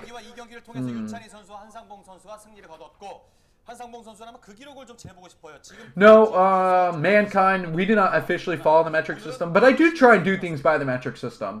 I am trying to get better there. I really do attempt to. And as far as Pro Micro is concerned, I use the metric system for software engineering. I definitely go by those units because it's much more simplistic to fall by if you're going to write physics engines. Okay. Oh, I got a message on Team Liquid instead. All right, let's check this out. Because I was looking on Twitch here.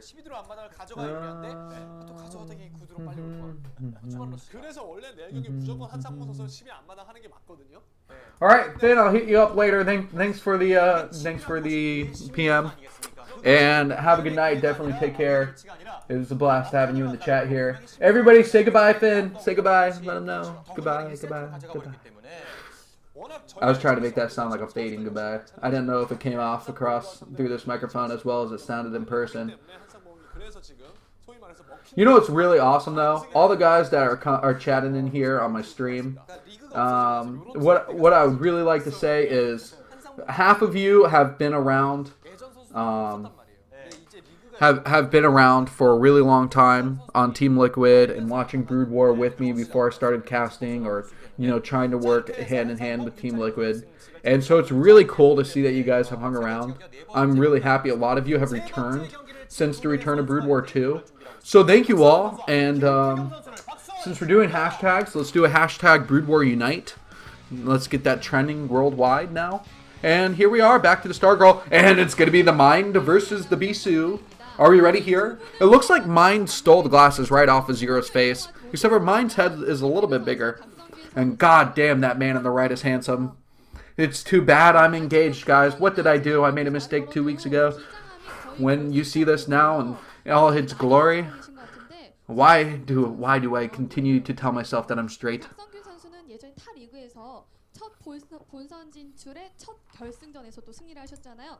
그런데 그 상대 선수가 또 김태경 선수라서 큰 화제를 모았었는데, 그런데 그 이후에 김태경 So we don't know what the map pool is going to be, and I'm sorry I keep clicking that in front of you guys if you're seeing this actually come up in front. I don't know. Okay. I was just clicking on ops, trying to get everything in order as we go into this next game.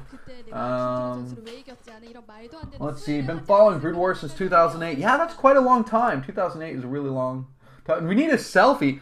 Guys, you know what? If I have to cast solo again, I'll try and get the camera working and put myself in there in like a little part of the corner of the screen maybe, if that's what you'd like, and you can watch my face move and react to the awesomeness of StarCraft.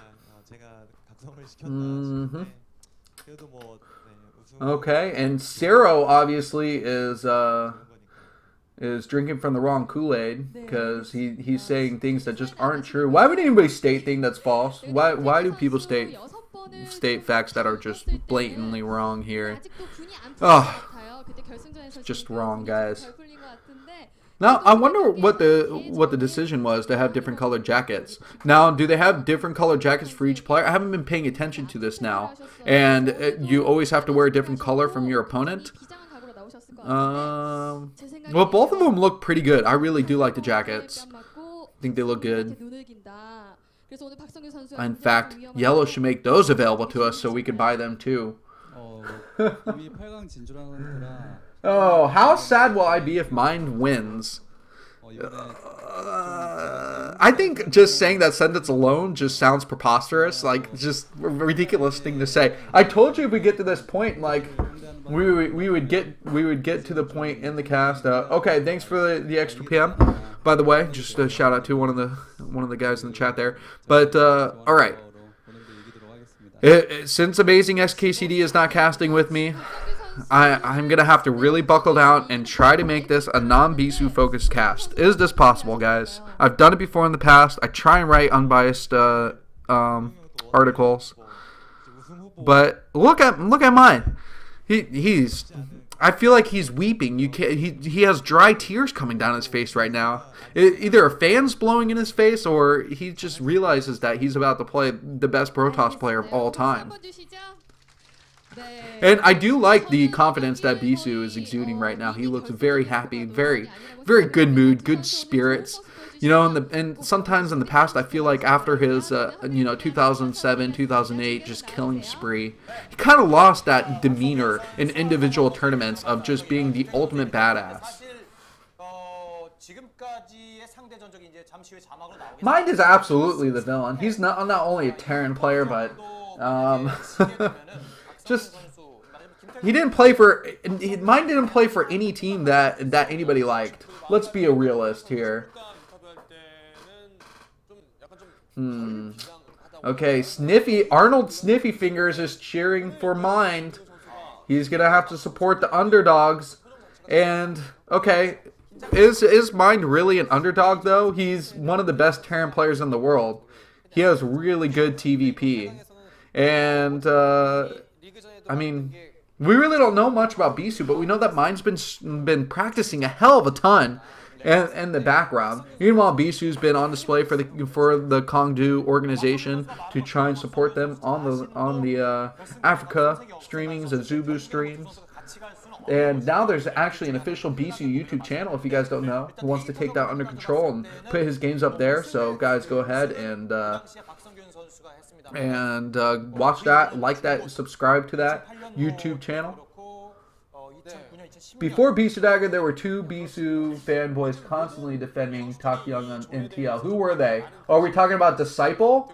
And, well, Kiet's a girl, so Kiet and Disciple is who I would say. But who is the other one? I'm trying to think of the other male Bisu fan beforehand. Oh, Light Whip! Yes! Yes, that was a good call, Light Whip.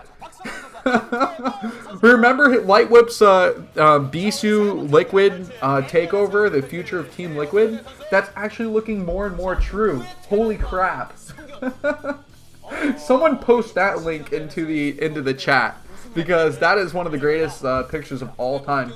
JWD, yeah, is that the bird? He has the bird icon.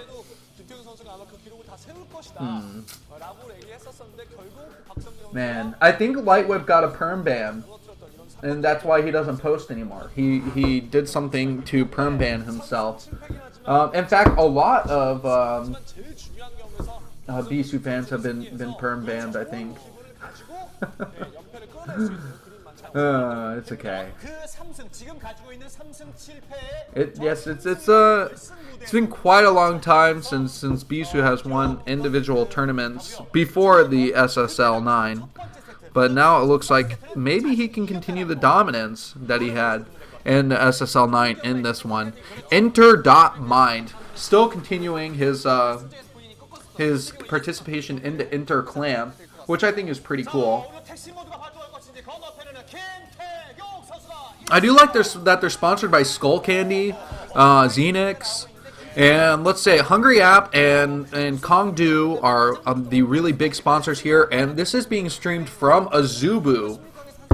Look at that win rate, 66% overall, 63% versus Terran. Just an impeccable stats right there. That's pretty cool.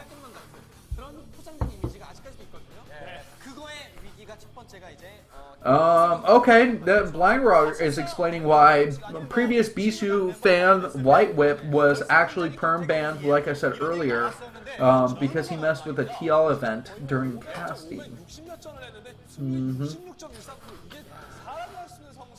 Yeah, that is pretty sad, but I wonder if they would let him back probably if he made a new account, or maybe he is just kind of lurking in the distance, kind of under the radar here, and trying not to come out as the returned Light Whip.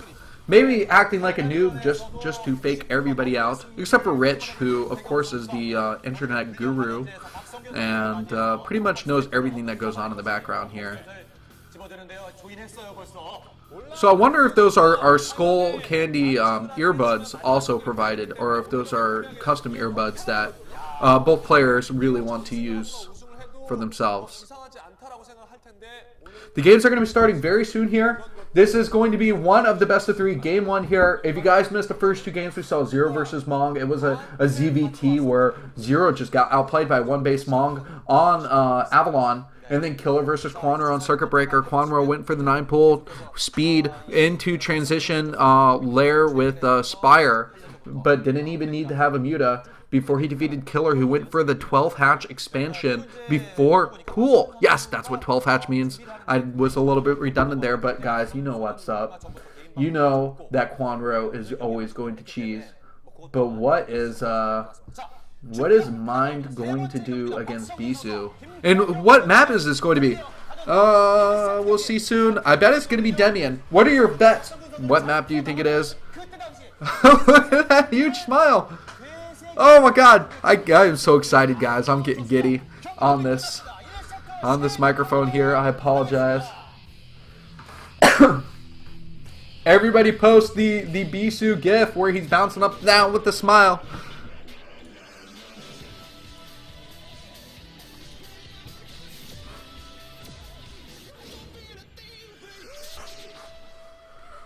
Alright, it's our third matchup of the day. It's going to be Bisu versus Mind, the most anticipated matchup of this round of 8. Going to be game 1, and we're going to be going into, well, I called it, it's going to be Demian.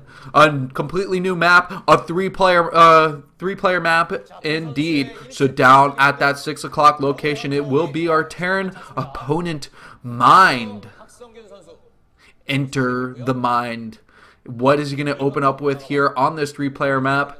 This has been known for a harassment-heavy map.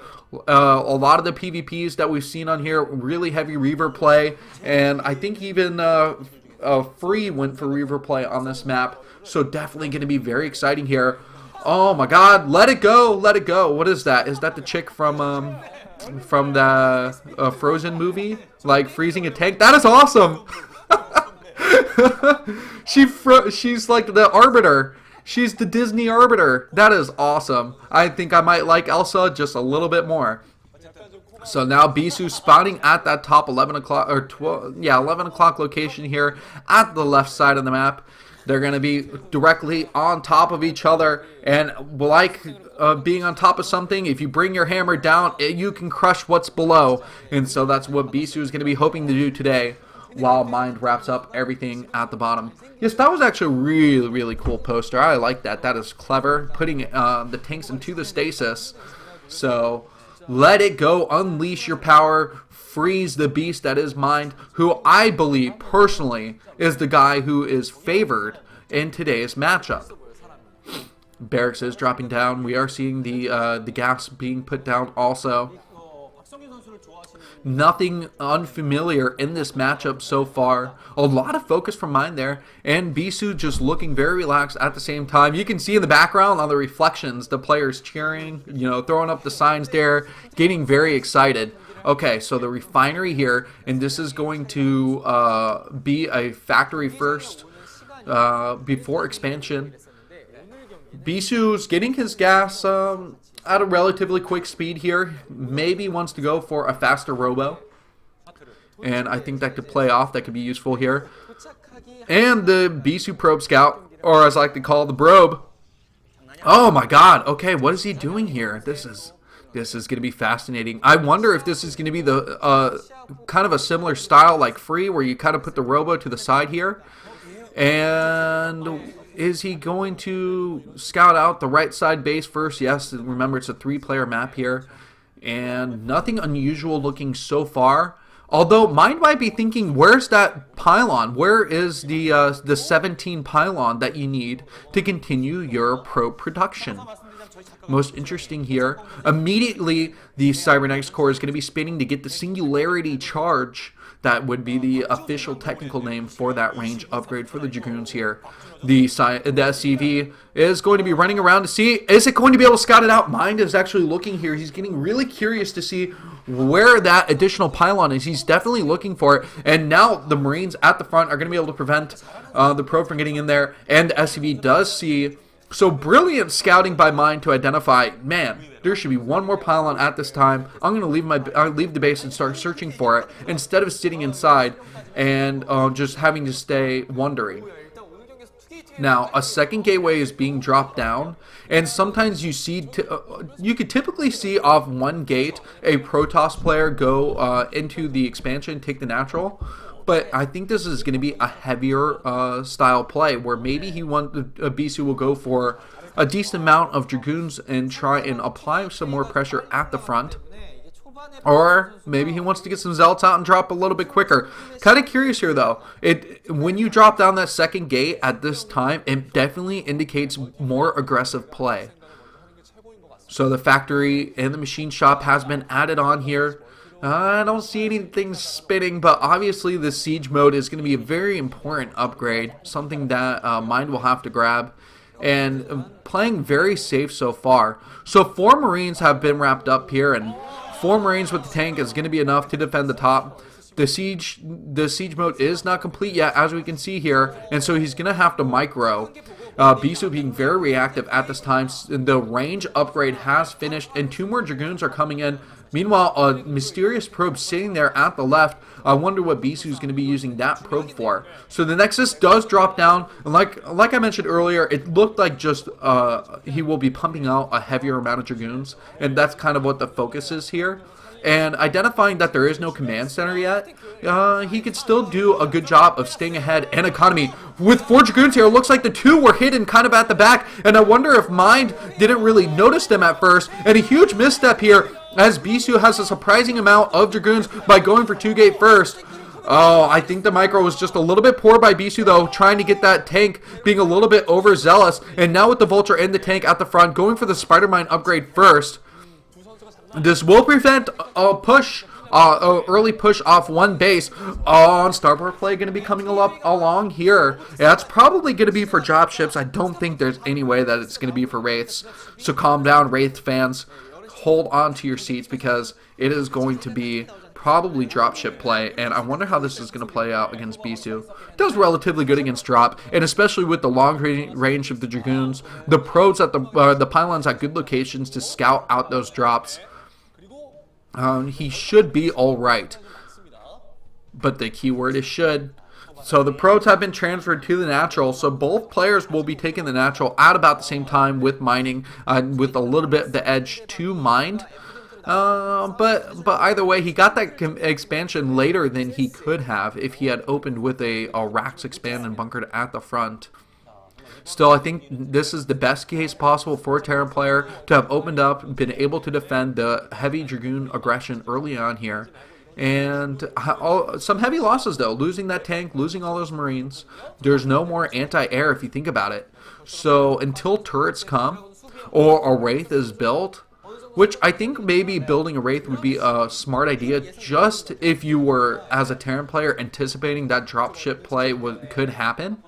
And I wonder how late the Academy... Okay, so the Academy's done. The Consat Station has finally finished up too. I was wondering if scans would be done. Because sometimes scanning to pick off observers is a pretty cool idea too. You don't see it happen quite as much in StarCraft 1, but I know there are StarCraft 2 fans out there that see this happen quite a bit. 자, 앞마당에 있는 병력 보고 바로 본진간 빌드 확인까지 다 되겠네요. 자, 뭐 나왔죠? So this is Mind versus Bisu. If you guys are unaware, Bisu, obviously the Protoss player, spawning at the 11 o'clock position. The 7 o'clock position is going to be Mind. Another factory is going to come down. And this factory heavy play is actually quite interesting. Now, if you notice the ridge to the right of the natural, it is actually within range of siege mode, and you could fire long range attacks to the mineral line and do some heavy damage. But this looks like it's going to be initially vultures. Is Bisu going to pick this up? He hasn't scouted it quite yet. It looks like Mind just being a little indecisive here about whether he's going to drop down these vultures. But 4 vultures here and 3 dragoons on the left, 1 on the right, and it looks like they were ready to anticipate this. A few probes do go down already. He's not killing these vultures off quite quick enough. I do not like the losses that Bisu suffered right there. All the probes on the gas were actually picked off very quickly, so it seems like Mind really knew what he wanted to do and slow down that gas mining as much as possible to deny those later heavier tech units. So Stargate coming out here, and when you see the tech that Bisu has, he's probably gonna go for Arbiter play. Okay, definitely. I didn't see the Templar Archive, so I was jumping the gun on what I was saying to you because I saw the Citadel. But without that Templar Archives, you really don't know if he's going to drop down that second Stargate and go for carriers instead. Definitely not a map that I would suggest carriers on. Too much open space as you're heading towards your opponent, and a little bit too obvious here. So the pylon's still staying alive at that 3rd location where Bisu will be taking his additional base, and this is honestly the best location for him to defend. A wide ramp at the right, though, at that main entrance to the 3rd base, is going to make it difficult to hold. You have to basically line a few pylons up to wall it off. And the Arbiter Tribunal is going to be coming down very shortly here. Now, Arbiters take a while to come into play, so Bisu is going to have to rely on gateway units still until he can get that heavier tech. But mining from gas consistently here. The vulture drop, this is a really sick drop by Mind. Getting in here from behind, he's going to be able to pick off quite a few vultures. And all the probes just scramble away from this base. Decent amount of kills. 2 kills on one of the vultures here, 2 on another. So at least 4 kills confirmed from the count we got by the observer clicking. Mind is doing a decent job with his harassing. I think he's getting the job done. He prevented some mining time, forced a lot of probes off, and I think he realized that with the overmining of those probes at the natural base that they're getting ready to be transferred over to a 3rd base. What you want to do is maybe try and get your vultures in position to drop out of the dropship and catch the transferring probes off guard. So what's going on the right here, if you look at the 3 o'clock position, it looks like there's quite a bit of activity going on in this mini-map. Meanwhile, a 4 tank, 3 vulture push? No. It looks like Mind is going to just move his units out to the third base location at the 9 o'clock position. And that's going to allow him to siege up, drop mines out, and defend here. But Bisu being very aware, he's coming in from behind. He's going to try and backstab this defense. But too many spider mines are going to get laid out. And this is exactly what I mentioned earlier. You want to have those vultures in line to just be dropped into the 3rd base. And especially if you find out they are undefended here. So the Dragoons do come in here and clean up the vultures at a pretty decent rate. It could have done a lot more damage than it did. But Mind didn't micro that poorly. It just seemed that the Dragoons were in the right position at that time. So very fortunate for Bisu as the Protoss player to defend that vulture attack. Now clearing out these mines and constantly, if you think about it, I want to, because I saw that there's a StarCraft 2 fans in here. Spider mines are the equivalent of creep tumors in a way. And they will slowly spread and gain vision on the map for the Terran player. So you need to take your observer and just every once in a while, take a small group of units and go and clean them up. And so that way you have more pathways than one to force yourself down to attack your opponent. Okay, so a few Goliaths mixed in here, which is going to be really good for Mind as the Arbiter play is going to come in here. But it looks like Shuttle coming to drop in these Zealots. I don't think the Zealot got in deep enough to actually kill off any of these tanks, and it's going to leave just a pure Dragoon force, and this is a really bad composition for Bisu right now. With the +1 attack, Bisu does have at least one upgrade in his favor, but he's not in a good position to engage this Terran army. The mech is looking really good for Mind right now. The +1 attack upgrade for this mech army also, and so it looks like it's going to be even tit for tat right now, as Bisu is going to have to try and hold back in position here and get more Zealots into his composition. He needs more beefier, fast units.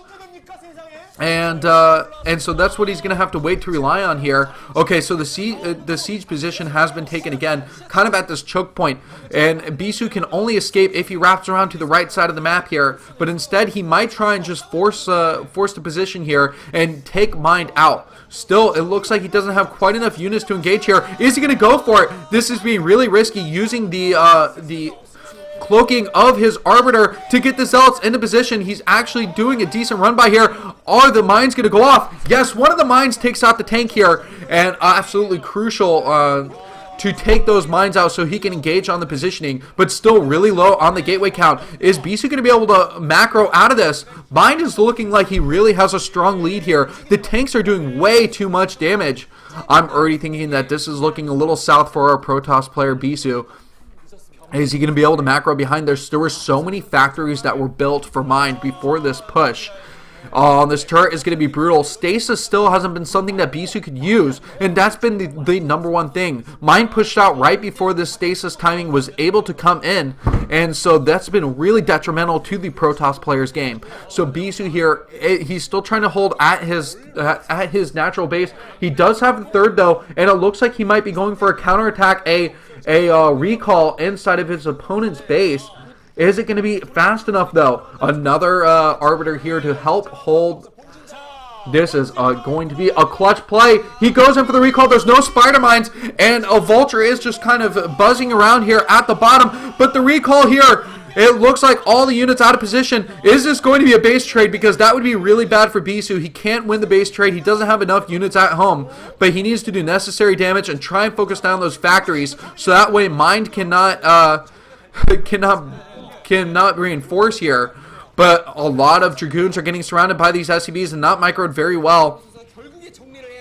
Oh, this is such a tight position. The hold that Mind has on Bisu right now is so strong. I don't know if he can push out here, but he did distract Mind a ton with that recall. And that's what you got to do in this game. You got to try and distract your Terran opponent from the reinforcing with that many damn factories. It is looking insane. 3 base versus 3 base. They're not very good for a Protoss player when you're sitting on even bases. So still everything heavily in Mind's favor. He does only have a lot of spider mines and a few tanks, but those turrets are causing a whole wrench in this plan here for Bisu, as he can't move out effectively with his Arbiter until those turrets are cleaned up. It kind of makes DT drops very, or DT run-ins very difficult too, because usually you can run a DT in without turrets there to try and clean up mines and drag them into your opponent's army. But here comes the reinforcements once more, and I think Bisu is about to mine out his main base. It's getting really bad here, as a new a Nexus might need to be taken, but there's really no time to take an additional Nexus for Bisu. He really has to focus only on an army, try and max out as much as possible here, and then engage Mind. Such a strong hold here. Allowing a Terran, a player, to get into this position is probably the worst thing that could happen. But another recall here. Is it going to happen? Does he have the energy? No. Yes, okay, so the recall finally does happen here. And it looks like there's a lot of siege tanks in position. These Dragoons need to move out of the range of those siege tanks and just focus on picking off these Vultures. A ton of them here trying to drop down the spider mines. Look at that minefield though in front of Bisu's natural. How is he going to be able to break out of this? This is going to require the largest of miracles here. In fact, oh, an EMP goes down too. He lost all his army inside of the main base here. And I think that might cap it. There was not enough damage done from that recall. In fact, he should probably only be recalling Zealots to try and pick off a ton of SCVs here. With the turrets coming, this is like a heavy, just really strong flash push, and at this point, you just I think this is a really late GG timing from Bisu. I don't know if he can break out of this. Basically the spider mines are just way too high in numbers here. How can you clean them up with such the low number of units that he can't really afford to sacrifice any more zealots here? At least that one turret is going to be able to get focused down so the Arbiter can survive inside of the natural base. Getting low in health though. And maybe one more push out here. Is he going to finally use stasis? A huge fact to point out here is the fact that Mind hasn't focused on damaging that third at all. And all he needs to do is run a bunch of vultures in there, and he would be able to eliminate all the probes at that base. I mean, that's the only thing that's keeping Bisu in this game, is the fact that he does have a third base. But all his units are lost again. And I mean, this is just dragging out the death animation for Bisu right now. Mind played this game so well. Such a scary push for Demian. And I wonder how future TVPs are going to play out, especially seeing this and how strong this 3 base timing really is. Now it's in range. Going to be GG. Bisu tapping out. Losing game 1 of this best of 3. And Mind played an incredible game there. That was really, really well done.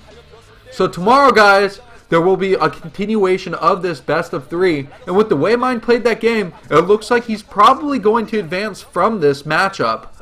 Bisu didn't come out with a very strong strategy here on this map. And maybe it could be due to unfamiliarity. And if he roulettes Circuit Breaker, I feel like game 2 will be Bisu's. But we'll have to see. It's going to depend on the maps here and who has the most practice. But we could see there clearly Mind practiced that map more. And really just there was no point in the game where he was going to lose. Fabian and others and criticizers, guys, it's a best of 3. Don't get down yet. Always stay positive. Don't let him get into your mind. You have to stay strong. Alright, that just took the wind out of the whole cast, didn't it?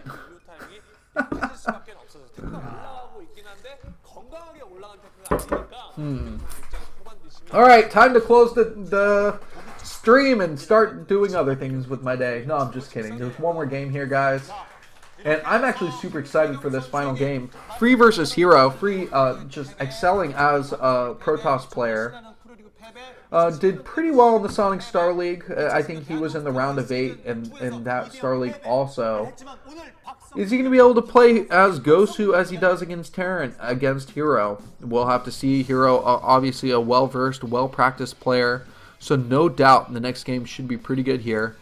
And we'll let our Stargirl go into the interviews.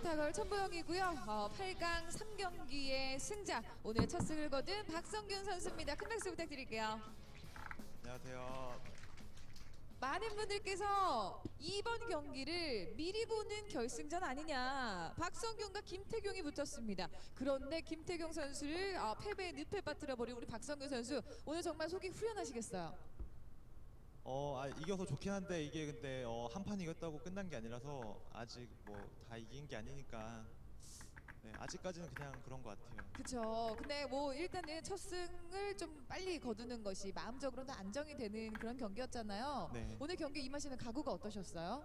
일단 연습하는 게 되게 쉽지 않았고 사실 이제 내일 이제 또 이어서 하잖아요. 그쵸. 그래서 사실 오늘 것만 이제 좀 많이 했는데 너무 어려워서 이거 좀 쉽지 않아요. I'm reading back through the comments here, and Blindrar described this game for me as casting.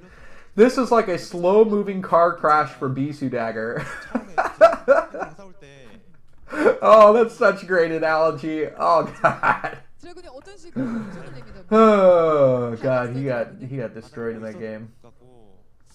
Man. 껌 밟는다고 하는데 Alright. 여기서 이제 제가 원래 조금 피해를 볼 수도 있었는데 여기서 딱 We're rolling here. Let's see what other people are saying. 그래서 이게 좀 Never watched Brood War before. It's okay. We'll forgive you on that one here. Someone said that. welcome, and I hope you enjoyed that game. I mean, that was about as flawless as a Terran player can play. And you watched a really good Protoss player just get completely outplayed. I mean, that's the bottom line.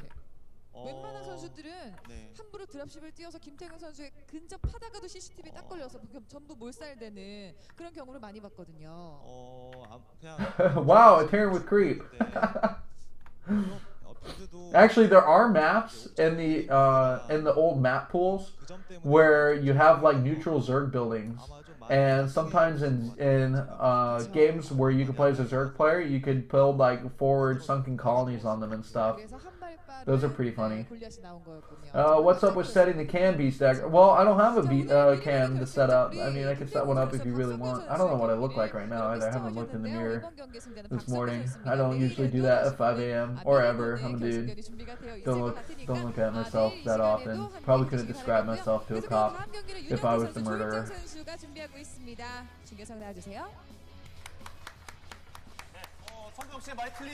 Let's see. I'm happy it's on prime time. I'm happy it's at 7 a.m. because I can do the rest of my day. I'm not